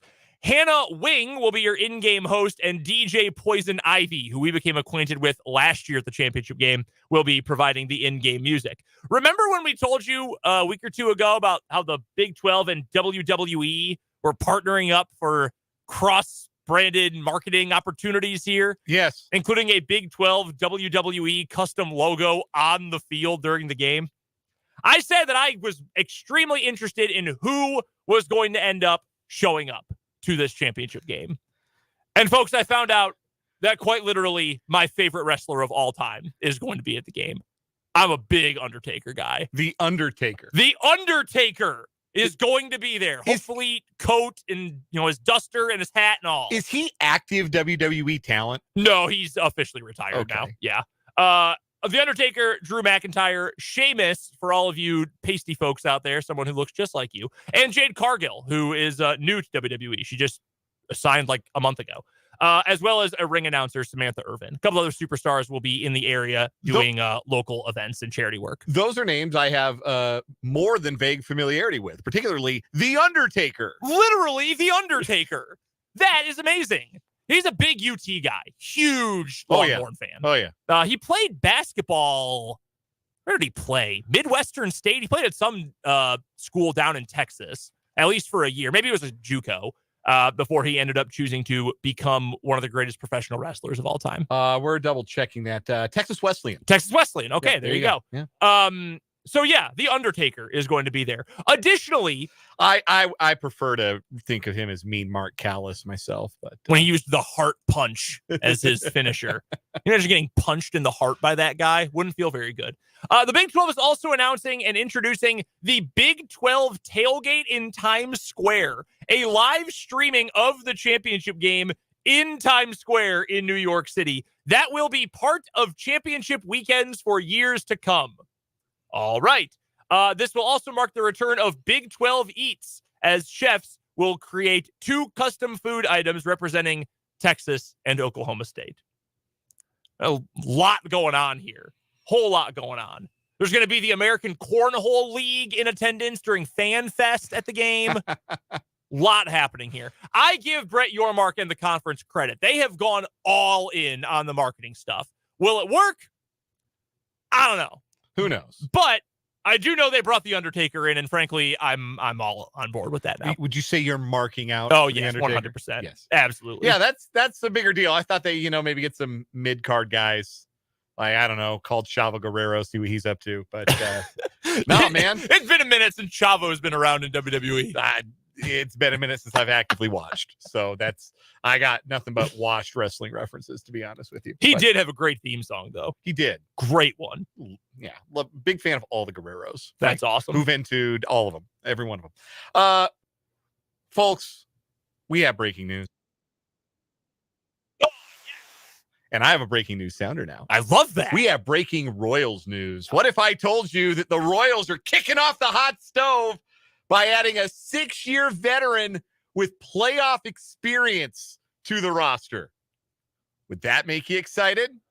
It shouldn't. The Royals have announced that they've agreed to terms on a 1-year, $2 million contract with utility man Garrett Hampson, a name and a player I am familiar with, as he spent the first 5 seasons of his career with the Colorado Rockies before spending last season with the Miami Marlins. The 6-year vet has played in 517 career games and worn just about every glove you can wear. Last year made appearances at shortstop, center field, right field, left field, second base, and third base. So he can play everywhere. He's very fast. He's stolen 57 career bases in 70 attempts. He doesn't really walk. He doesn't really hit for power. He has 29 career home runs. And remember, I said he spent the first 5 years of his career playing for the Rockies. He has a career OPS plus. We use that stat around here a lot. OPS plus, it's a proprietary metric of Baseball Reference. It weights your on-base plus slugging percentage against league average. 100 is league average. Any number below that is below average. Any number above that is above average. Yeah. Garrett Hampson's career OPS plus is 73. Which is, and this is how the math works out, 27% below league average in that metric. Yeah, to give you an idea, last year, Matt Duffy for the Royals had a 75 OPS plus. So if you think to yourself, hey, what kind of hitter is a 73 OPS plus? Matt Duffy, which is appropriate because that is likely who Hampson is replacing. Now, I had the same thought, and I saw other people bandwagon on this on Twitter. Randy Gisarli, who often tweets and podcasts about the Royals, had the same thought. This feels like a prelude to something. This doesn't feel like they are adding Garrett Hampson to what is an already kind of crowded mix of utility guys who play up the middle and don't really hit and run fast. Because the Royals have a lot of those guys. Yeah, they do. They have Michael Massey, and they had Matt Duffy, but they have Nick Lofton, and they have lots of guys. Like 80 other shortstops they drafted at the end of the Dayton Moore era. Which could suggest, as Gisarli suggested on Twitter, and as I'm suggesting now, that maybe they're looking to trade one of those guys. Looking to maybe trade a fourth outfielder, a Nate Eaton, or a Nick Lofton and try and get some starting pitching back in return, which the Royals sorely need. But anyhow, Garrett Hampson is the newest Kansas City Royal. 1 year, $2 million. That's pocket change. That's pocket lint, really, for a major league franchise. I hope it goes better than the last ex-Rocky they brought to the ball club on purpose. That, of course, was Jordan Lyles. I hope this is a better pairing for all parties involved. Hampson, can be a fun player theoretically because he's pretty speedy and he can play all over, and he's not a bad defender at any position. You like having those guys at the end of your roster. The problem with the Royals in the last 30 years, except for 2 of them, is that their roster's been full of guys like that. Yeah, I will say my official stance is I hope that Mr. Gisele is right, and I hope you are right. Yes. I am going to wait until we get to the start of spring training to get mad about the Royals offseason. That is my early New Year's commitment. We don't do resolutions around here. We do New Year's commitments. I will wait until day 1 of spring training before I get mad about the Royals offseason. There's also the latest on the Royals stadium situation. I was just about to get to this. From Kevin O'Neill on Twitter. Kevin O'Neill represents the 1st District in the Kansas City, Missouri City Council. And he tweeted this an hour ago.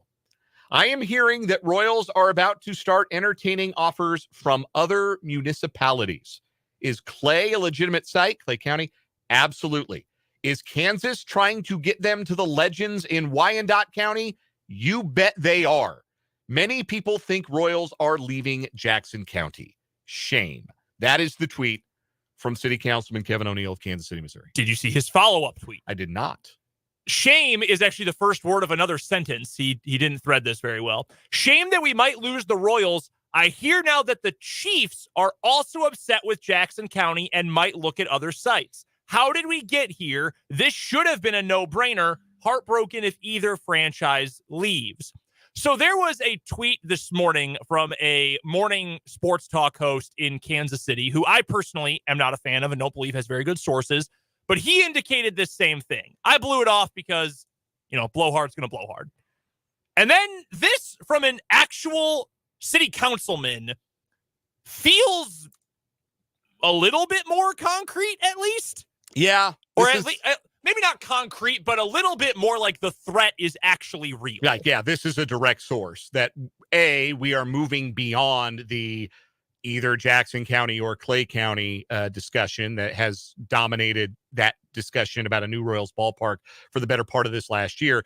And B, moving to a place where the Chiefs and Royals are going to be partners on this and might be looking to leave Jackson County altogether.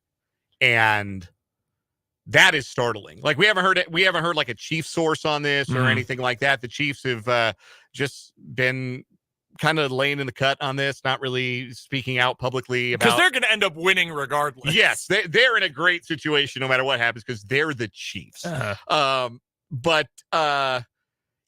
starts to feel a little bit more real at this stage, that there's a chance that the Royals leave Kansas City, leave Jackson County, and that's the first time anybody said publicly, hey, we've mentioned it and it makes sense, theoretically speaking, that, we know that KCK and Wyandotte County they built Children's Mercy Park. They built the Speedway. They've got lots of room still out there to continue to build and develop.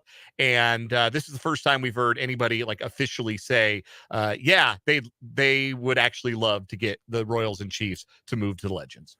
And again, this is not not necessarily real movement, but this has now come from 2 different places, including a Kansas City city councilman, which is relevant. I also think, and I hadn't really considered this before, because I've always been under the assumption the Royals are going to move somewhere and the Chiefs in the end are going to say, okay, see the Kauffman Stadium over there? We'll take that. And that is now Casey Wolf's Pub and Grub. We're just going to, the Truman Sports Complex is now the Chiefs Sports Complex. But the notion of what if the Chiefs and Royals pair up and move from the Truman Sports Complex to the other side of the border, and now we've got the Eisenhower Sports Complex somewhere on the Kansas side, I had not really seriously considered that before, but it is certainly at least interesting to think about. Because you could go from, hey, we've got 2 stadiums in this one big area to we've now got 2 stadiums and not just a ballpark district or a stadium district. We've got essentially a brand new city that we are going to build in Wyandotte County. And part of me wonders, okay, like what's the upside in terms of the real estate part of it for the Chiefs and the Royals? Like, do they get a stake in the Legends? Do they get a chance to build and develop around? Because that's the whole idea behind a ballpark village, is that you have other stuff that you own that isn't the ballpark, that is open for more than your 81 home dates a year, and it's a way to line your pockets without reinvesting it back into your baseball team necessarily. Just again, like, I'm a Rockies fan. I've seen all this stuff happen firsthand. Like, I know what this is. I know what the move is. I guess what is being indicated here without being said out loud is that there is not a great deal of support from the citizens of Jackson County to break John Sherman off. And someone wanted this to get out. That's the important thing here. Somebody involved in this whole thing, and it might have been John Sherman, wanted this to get out to put pressure either on Jackson County itself or the constituents of Jackson County to make a move to get a deal done. And if they don't, the threat is that we'll go elsewhere. I'm fascinated by where this is going. It felt for a little bit like we were starting to get a little more movement. And then Frank White said, "Oh, no, you don't." And now here we are. Yeah, wild story. And that's quite a twist. So we'll continue to keep an eye on it. Next headline for me, let's go to college football. A lot of news involving quarterbacks today, starting quarterbacks, including many of them who are entering the transfer portal. All right, let's get to 2 who are either leaving or are just leaving college in general. Max Johnson, who started at LSU, where his dad, Brad, went to school, transferred to Texas A&M, has since graduated, and now he is transferring again to North Carolina. North Carolina was going to be worse next year regardless, losing Drake May and losing some other pieces. I don't really think Max Johnson's very good. I've watched a number of his games between LSU and Texas A&M, and I've never quite gotten it. What am I supposed to be impressed by necessarily? So he'll go to North Carolina. That's fine. Whatever. We also know, and this is not a surprise to anybody at all, Spencer Rattler is leaving South Carolina. He is going to enter the NFL draft. Not a surprise. Mid-round pick, maybe, if a team really falls in love with the idea of him, maybe. I don't know. He kind of a star-crossed college football career. Also, by all accounts, not really a pleasant guy. So that makes things a little bit more difficult when you're trying to interview well. Now, to the portal. 3 starting quarterbacks entered the portal, all of whom you've heard their names before. 1, KJ Jefferson from Arkansas. Obviously, we remember him in this area from that crazy game at the Liberty Bowl last year. Arkansas KU, he and Jalen Daniels dueling. Rough year for him, rough year for Arkansas in general. He is going to move on. Early scuttlebutt sounds like Nebraska is going to be interested. They will take anyone. They will take anyone competent, and they would have been a bowl team this year, possibly. KJ Jefferson, this isn't happening, obviously, because they've got their guy, but I think it was Spencer Hall of Every Day Should Be Saturday and the Shutdown Fullcast and ESPN and lots of other things, who said, just imagine this guy in the Kansas State offense. KJ Jefferson is such a Kansas State quarterback. He might be the most Kansas State quarterback to not play for Kansas State. Yeah. And I mean that as a compliment. He's got a lot of he's huge. He's got a lot of Colin Klein in him. He's huge, but don't forget about him throwing the ball. He can hurt you that way, but it's also like trying to tackle an 18-wheeler. I like KJ Jefferson. He was a fun player. And this year he wasn't fun because Arkansas wasn't fun, because Dan Enos tried to turn him into Warren Moon. Yeah, not exactly the kind of play. Just play to your player's strengths. Oh, I don't know. It bothers me. But why are you hiring that guy in the first place? It doesn't matter. We're moving. That's what's going on with KJ Jefferson. We're past Arkansas football. Grayson McCall at Coastal Carolina. He is also entering the portal. Tim Beck will not see heaven. And this is not the same Tim Beck who's a Kansas native. No, this is the other Tim Beck who was buddy-buddy with Tom Herman for forever, was an offensive coordinator at Ohio State. He coached at KU for a little bit. He was at Nebraska. He's been all over the place. He was at Texas, I believe. He he's evil, an evil football coach. Bad. And he ruined everything that was cool and fun about Coastal Carolina, including Grayson McCall, who also got hurt at the end of the year. He was rumored to be entering the portal last year, came back, that blew up. So he is in again. Very curious where he'll go. And then the biggest one of the group, Riley Leonard, who really became a standout player. He was good last year. We saw him when Duke played KU and thought, whoa, they got a dude here at quarterback. Then he really blew up at the start of this season for the Blue Devils before he unfortunately got hurt and really was never the same once he finally got back near the end of the season and just kept getting banged up. Duke obviously losing their coach, Mike Elko, now losing their quarterback, Riley Leonard. They'll lose plenty of other players too. Leonard is an especially interesting case. There were rumors even before today that Notre Dame was very interested in Riley Leonard as their next quarterback out of the transfer portal. Leonard entered the portal, according to Chris Hummer of On3, with a do not contact label on his profile, essentially, in the transfer portal. The portal itself is a database. Like, yes. You enter your name, your measurables, your school, your age, etc., and you're in a database. And you can add do not contact. That can mean any number of things, but in practice, it means I know where I'm going, don't waste your time. Which is the most blatant way, like, so obvious that there was tampering, which, like, I get it. Like, it happens. Yeah. So what? Whatever. I don't really care, but it's wild that there's even an option to declare yourself tampered with before going into the portal. It's kind of incredible, but I would expect he probably ends up at Notre Dame, if I had to guess. Yeah, considering that's all his Instagram follows lately have been like the entire Notre Dame team. Like, yeah, that feels pretty inevitable. Follow Digger Phelps. Yeah. Suddenly post about Joe Montana all the time. Also, if you were maybe paying attention to some corners of the internet, you heard early Will Howard to Notre Dame rumors, and then those all disappeared within, like, those all cooled within like a 12-hour span. Yeah, that's why. So that probably the way it's going down. One more headline for me. You know, you get to the end of the year, which we are almost to the end of the year. And you do the year in review type stuff, and you think back on all of the headlines, and it makes you go, man, oh yeah, I forgot that happened. I did not think that when we got to our year in review, whenever that may be, and one of us goes, hey, remember that time a young star player in one of the major sports might have had an inappropriate relationship with a minor female, and it was investigated and it was a whole thing? I didn't think I'd have to say, which one are you talking about? Yeah, not great. But that is where we are at. This story unfolding in the NBA and made official today. The police in Newport Beach, California, are conducting an active investigation involving allegations that Oklahoma City Thunder guard Josh Giddey was involved in an improper relationship with an underage girl. Now, I think it was the night before Thanksgiving, an account on Twitter popped up with allegations and video and pictorial evidence of Josh Giddey being with a woman or a person who was alleged to be underage. And the tweet was quickly scrubbed, but it got out there, and it got to the point where both Giddey and his head coach, Mark Daniel, had to address those rumors. And now it is being actively investigated by the Newport Beach Police Department. Now, TMZ has reported that they are working to conduct a fair and thorough process, but TMZ Sports says they have learned the alleged minor and her family are refusing to cooperate with law enforcement officials at this time. Big difference, though, between this and what occurred with Tampa Bay Rays star shortstop Wander Franco earlier this summer.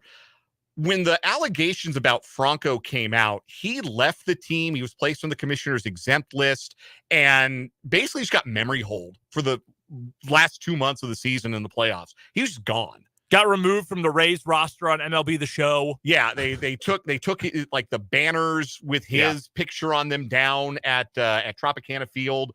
Like, they worked really hard after the first 72 hours to distance themselves. Josh Giddey is playing. Josh Giddey is starting games for the Oklahoma City Thunder. He started their last 2 games, a home game against Philadelphia, where before the game he received a standing ovation, and a road game last night against Minnesota Timberwolves in which he was booed every time he touched the ball. So I have a question for Adam Silver, the commissioner of the NBA. You do something about this? And I'm not saying you have to be heavily punitive. I'm not saying today is the day you have to ban Josh Giddey from the NBA for life or whatever it is. But, you can't have him out there playing right now. What are you doing? You have to get him off the court until this resolves itself. Yeah. How does Major League Baseball get this right and you don't? I have some Adam Silver theories, but we're a little short on time, so I won't get to all of those at the moment. But no, I mean, on a serious note, though, like this is one of those things, like illicit relationship or illicit contact with a minor and like death are a situation involving a death are like two no-brainer things that every sports league should say, yeah, you can't be in the public eye right now. Like you got to get out of here. And to not is, I mean, you've heard me complain about how spineless the NBA office is before, but I mean, is it worth it? Like, are a few extra people tuning in on League Pass worth it for you to leave this guy who may be a predator, a legitimate predator on the court? Have committed a crime. Like, this is a crime. He's being investigated for having done a crime. Now, one snag, and this was reported by TMZ earlier today, is that the alleged girl's family, I don't know, that might alleged minor. Alleged minor, Yes. thank you. She is alleged to be a minor. Alleged to be a minor. Reportedly, according to TMZ, they are not speaking to investigators, which complicates things. But, like, you can complicate things in private. Yes. Do not put him in front of people. Because it makes everybody look bad. It does. For the short term. There's nothing hurt by, like, let the investigative process play out. And if it plays out and he is cleared of any wrongdoing, then you let him play. And if he is not cleared of any wrongdoing, then you look really dumb for having let him play in the first place. So the only way this blows up on you is that way. But you have to handle this better. Like, it's amazing this is being handled that way. Major League Baseball is like, nope. We're getting Wander Franco off the field. He cannot be on the field. He cannot be going from stadium to stadium. He cannot be in the lineup while this is going on, because this is the kind of allegation that is so damaging to a person's reputation that we have to take it with the utmost seriousness. And the NBA choosing not to do that is pretty baffling. But it's wild that this story has a lot more traction, I think, than the Wander Franco thing, just because the NBA is like a league for younger people, a league for the social media generation. At Thanksgiving, I have younger cousins, and this was one of the sports things they asked me about. Yikes. And it had just happened. Yikes. So, like, yeah, it was one of the things they brought up. So, yeah, bad look by the NBA. I mean, the Thunder could do this. Like, you have to wait for Adam Silver. If you're Mark Daigneault, if you're in charge of the Oklahoma City Thunder, put him on the bench. Say you're not traveling, you're not with the team. We're gonna let this play out. We support you. You have our full support, but you can't be out there right now. That seems like a logical thing, and it's amazing that the league and the organization is messing this up. We've got to get to a timeout. We'll come on back on the other side of this break into some college football playoff reaction. That's next on 580 Sports Talk.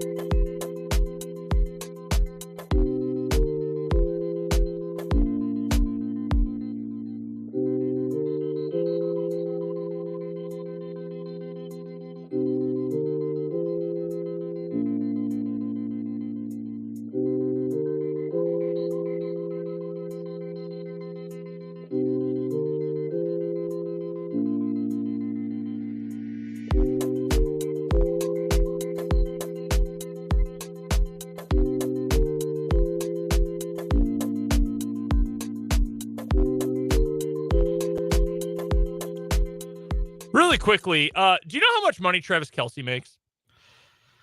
Is he around 14, 18 million a year, somewhere in that range? He's mid-teens per year annually. Travis Kelce this year is making, his base salary is $11 million with several $1 million in various bonuses for a grand total of just under 15 mil. Well, a guest on his podcast recently offered to pay him money to leave for another team. Machine Gun Kelly, big Cleveland Browns guy. Yeah. Offered $500,000. So I'll give you $500K if you leave the Chiefs to go to the Browns. Like, all fun and games. It's a guest on a podcast. Brother, do you know how much money Travis Kelce makes? I had the same reaction when I saw the headline. Machine Gun Kelly offers Travis Kelce $500,000, $500,000 to play for the Browns instead. Like, yeah, I know Travis is underpaid, and I know he knows he's underpaid, but he ain't working for the league minimum, buddy. No, he's not doing that. See, I didn't know that Machine Gun Kelly had been on New Heights this week. So I thought when I saw Machine Gun Kelly offers $500,000 for Travis Kelce, I thought, is he putting a bounty on Travis Kelce? What? And then I read the rest of the headline and, okay, I get it. But yeah, kind of maybe you need to go check out Spotrac. Go check out Over the Cap, my friend. Machine Gun Kelly was a great guest co-host on Catfish on really? MTV. Oh man, he chewed out the catfish. It was great. That's pretty funny. It was really, really funny. He once got power bombed on a Monday Night Raw several years ago. I don't remember who did it. I'll have to go look up the clip. Anyway, last night, college football playoff rankings that came out. The last ones before championship weekend. Your top 4, Georgia, Michigan, Washington, and Florida State in that order. Oregon and Ohio State are 5 and 6.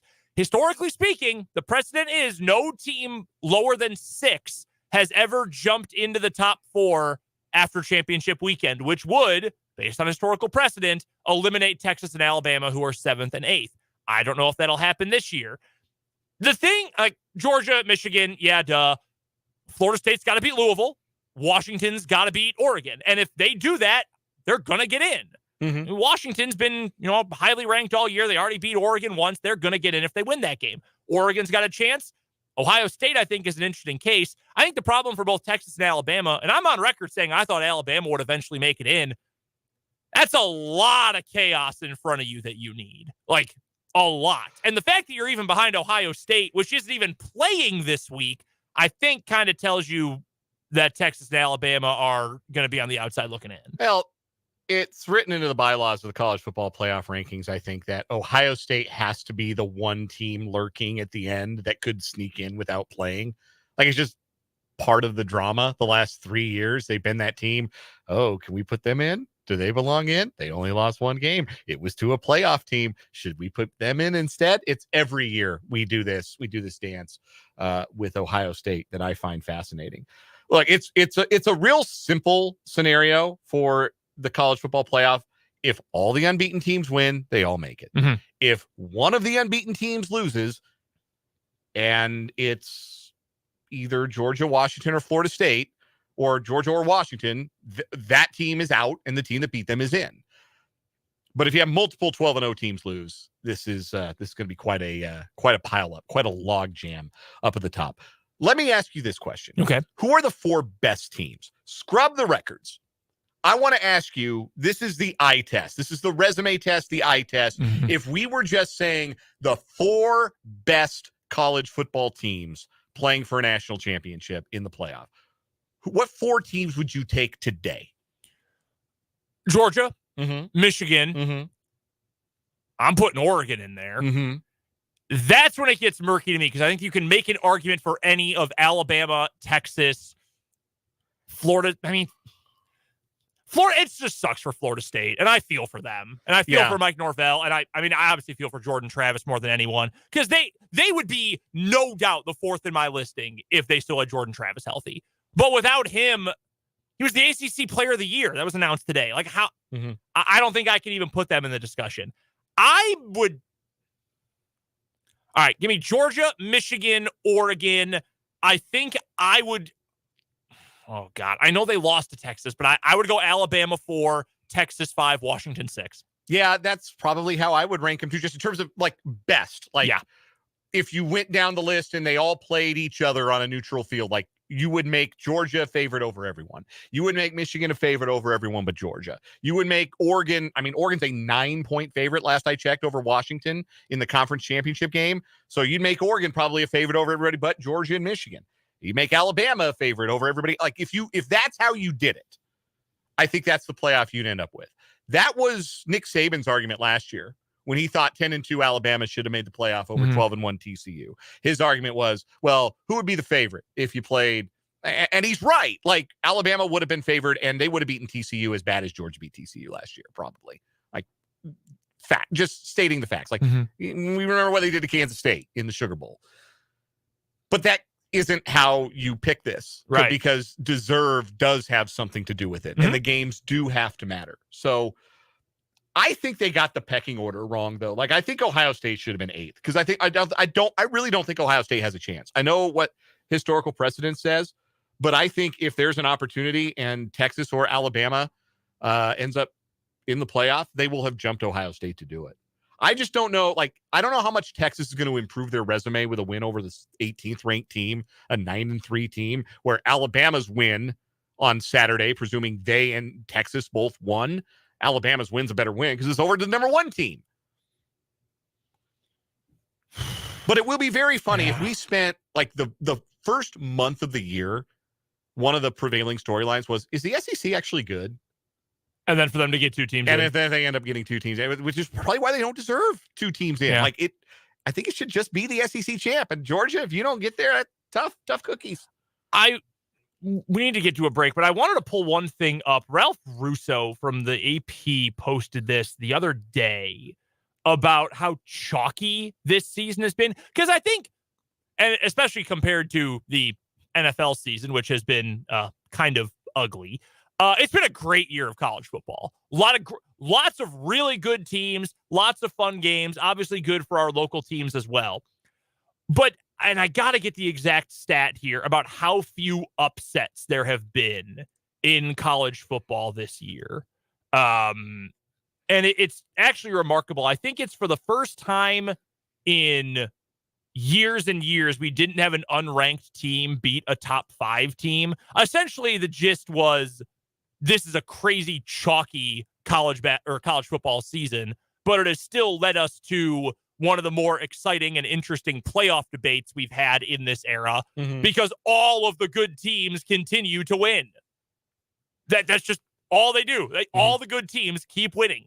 There's no, I mentioned this the other day on the show. 2014, the argument was Ohio State lost to Virginia Tech. That is a worse loss than what TCU had or a worse loss than what Baylor had. But it was better wins for Ohio State that pushed them over the line. We don't have any of that. Georgia, Michigan, Washington, Florida State are all undefeated. Oregon's one loss is to Washington. Ohio State to, Michigan. How did I blank on that? Texas lost to Oklahoma. That's the worst of the bunch. They're 12th in the poll. And Alabama's one loss as well. Who did Alabama? They lost to Texas. Yes, He's right in front of them. They lost to Texas, yeah. It's like, that's unbelievable that the top 8 are all legitimate contenders there without the negative data point. That's kind of incredible. Sort of like how the last BCS year was like the great argument for starting the playoff in the first place. The last 14 playoff year is a great argument for the 12-team playoff. Yeah. Because you've got 12 teams with 2 losses or fewer. And the only teams sitting outside right now with 2 losses or fewer that are Power 5 teams are Louisville and Iowa, and both of them could make a case by winning their conference championship. Although I'm not holding out much hope for the Iowa Hawkeyes, I have to confess. When Kirk Ferentz says, and I'm quoting here, that beating Michigan would be, quote, kind of funny, end quote. Yeah, it's pretty funny. They're going to get nuked off the planet. Yeah, it's going to get ugly. In Indianapolis. Yeah, so, that's not going to happen. But, Georgia, Washington, Florida State absolutely could all lose. And if they do, you've got chaos. I love it. It's going to be fun. Yeah, it'll be a lot of fun. Championship Saturday is going to be a blast. We have to get to a quick break. We've got more 580 Sports Talk coming up on the other side of this timeout.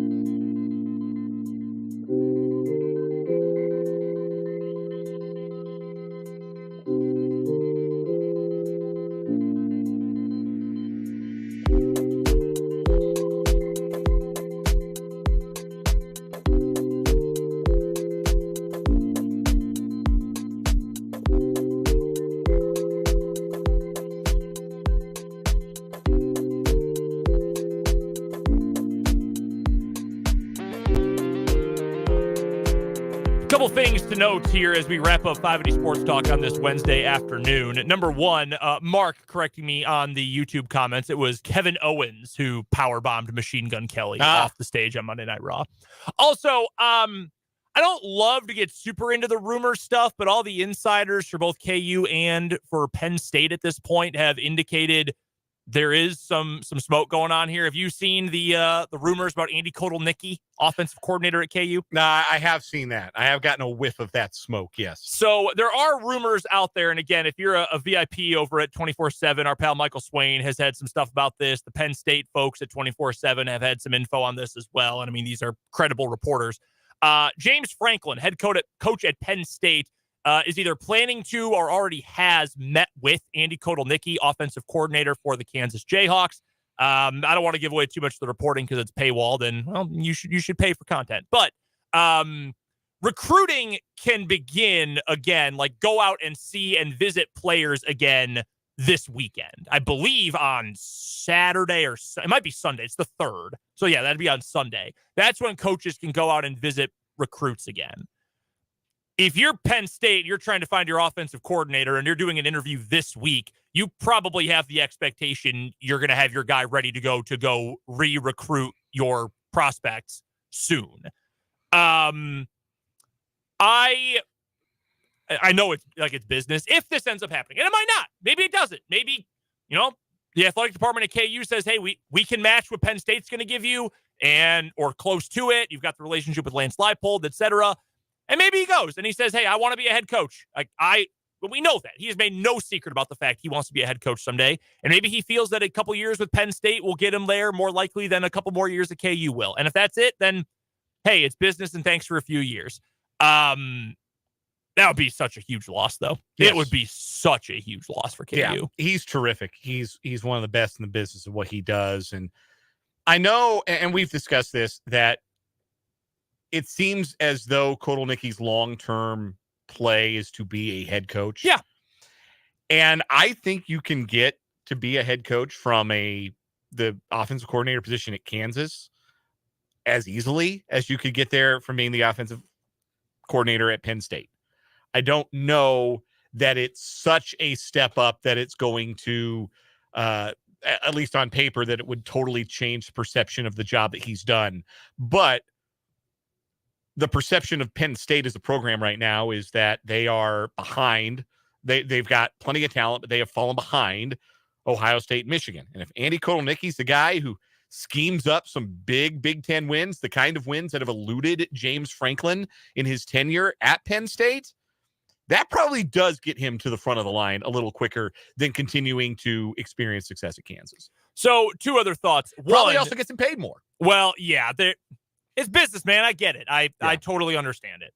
No one in the Big Ten, no one is running the kind of stuff KU runs. I mean, that's just a fact. No one is running that kind of thing. You want to talk about trying to zig when everyone else is zagging? You go get a guy like that. Now, the one thing KU does have outside of across the entire staff, even if Kotelnicki leaves, a lot of continuity. A lot of guys who've been around for a long time, including Jim Zabrowski, the quarterbacks coach who's been with Leipold for a long time, who is amazing at his job. And I imagine he'd get promoted if Kotelnicki ends up leaving. Kotelnicki's not a primary recruiter for any of their current guys anyway, so you don't lose a whole lot there. I mean, the system is in place. You still will find some success. You've got analysts you can promote to quarterbacks coach or, whatever roles you need. But it would suck. It'd be tough. It's a funny spot to be in if you're KU, because you went from we can't have good things, we suck so much, to we can't have good things, now we're good and everyone's taking our good things. That's kind of, that's a good thing to a degree. Jesse Newell used to tell us that when KU was starting to develop a little bit of momentum before he ended up switching over to the Chiefs beat. He would say, hey, look, you want this if you're Kansas, because that means you're doing something right. Yeah. You've got players and coaches people want. Yes, and it means that your jobs and your assistant head coaching positions are desirable. Yeah. I hope he stays. I have my doubts, but I hope he stays. We have to get to a final timeout. We'll wrap things up with the final word next on 580 Sports Talk.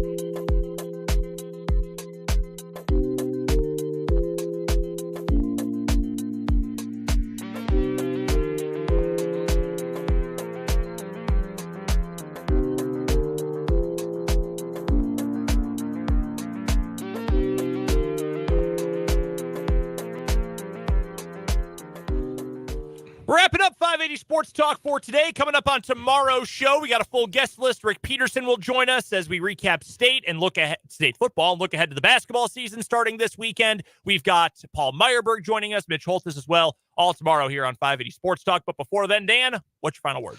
Final word for me today is that for Kansas State, I hope that what we saw in a crucial overtime stretch last night was the start of Tyler Perry becoming the alpha dog that Kansas State needs him to be. He may not ever get to the playmaking level of a Marquise Noel, but they need him to be the man for the big moment and not just dribbling the air out of the ball for 25 seconds and firing up a contested three either. He needs to be able to take games by the scruff of the neck and make the plays that Kansas State needs him to make, because having a player like that is often the difference between being a good team and being a team that makes a run in the NCAA tournament. I missed the hoops chat earlier today while I was on my return from Washburn basketball in South Dakota. So my one thought on KU, boy, I hope they were just looking forward. I hope they were just looking past Eastern Illinois, getting ready for UConn.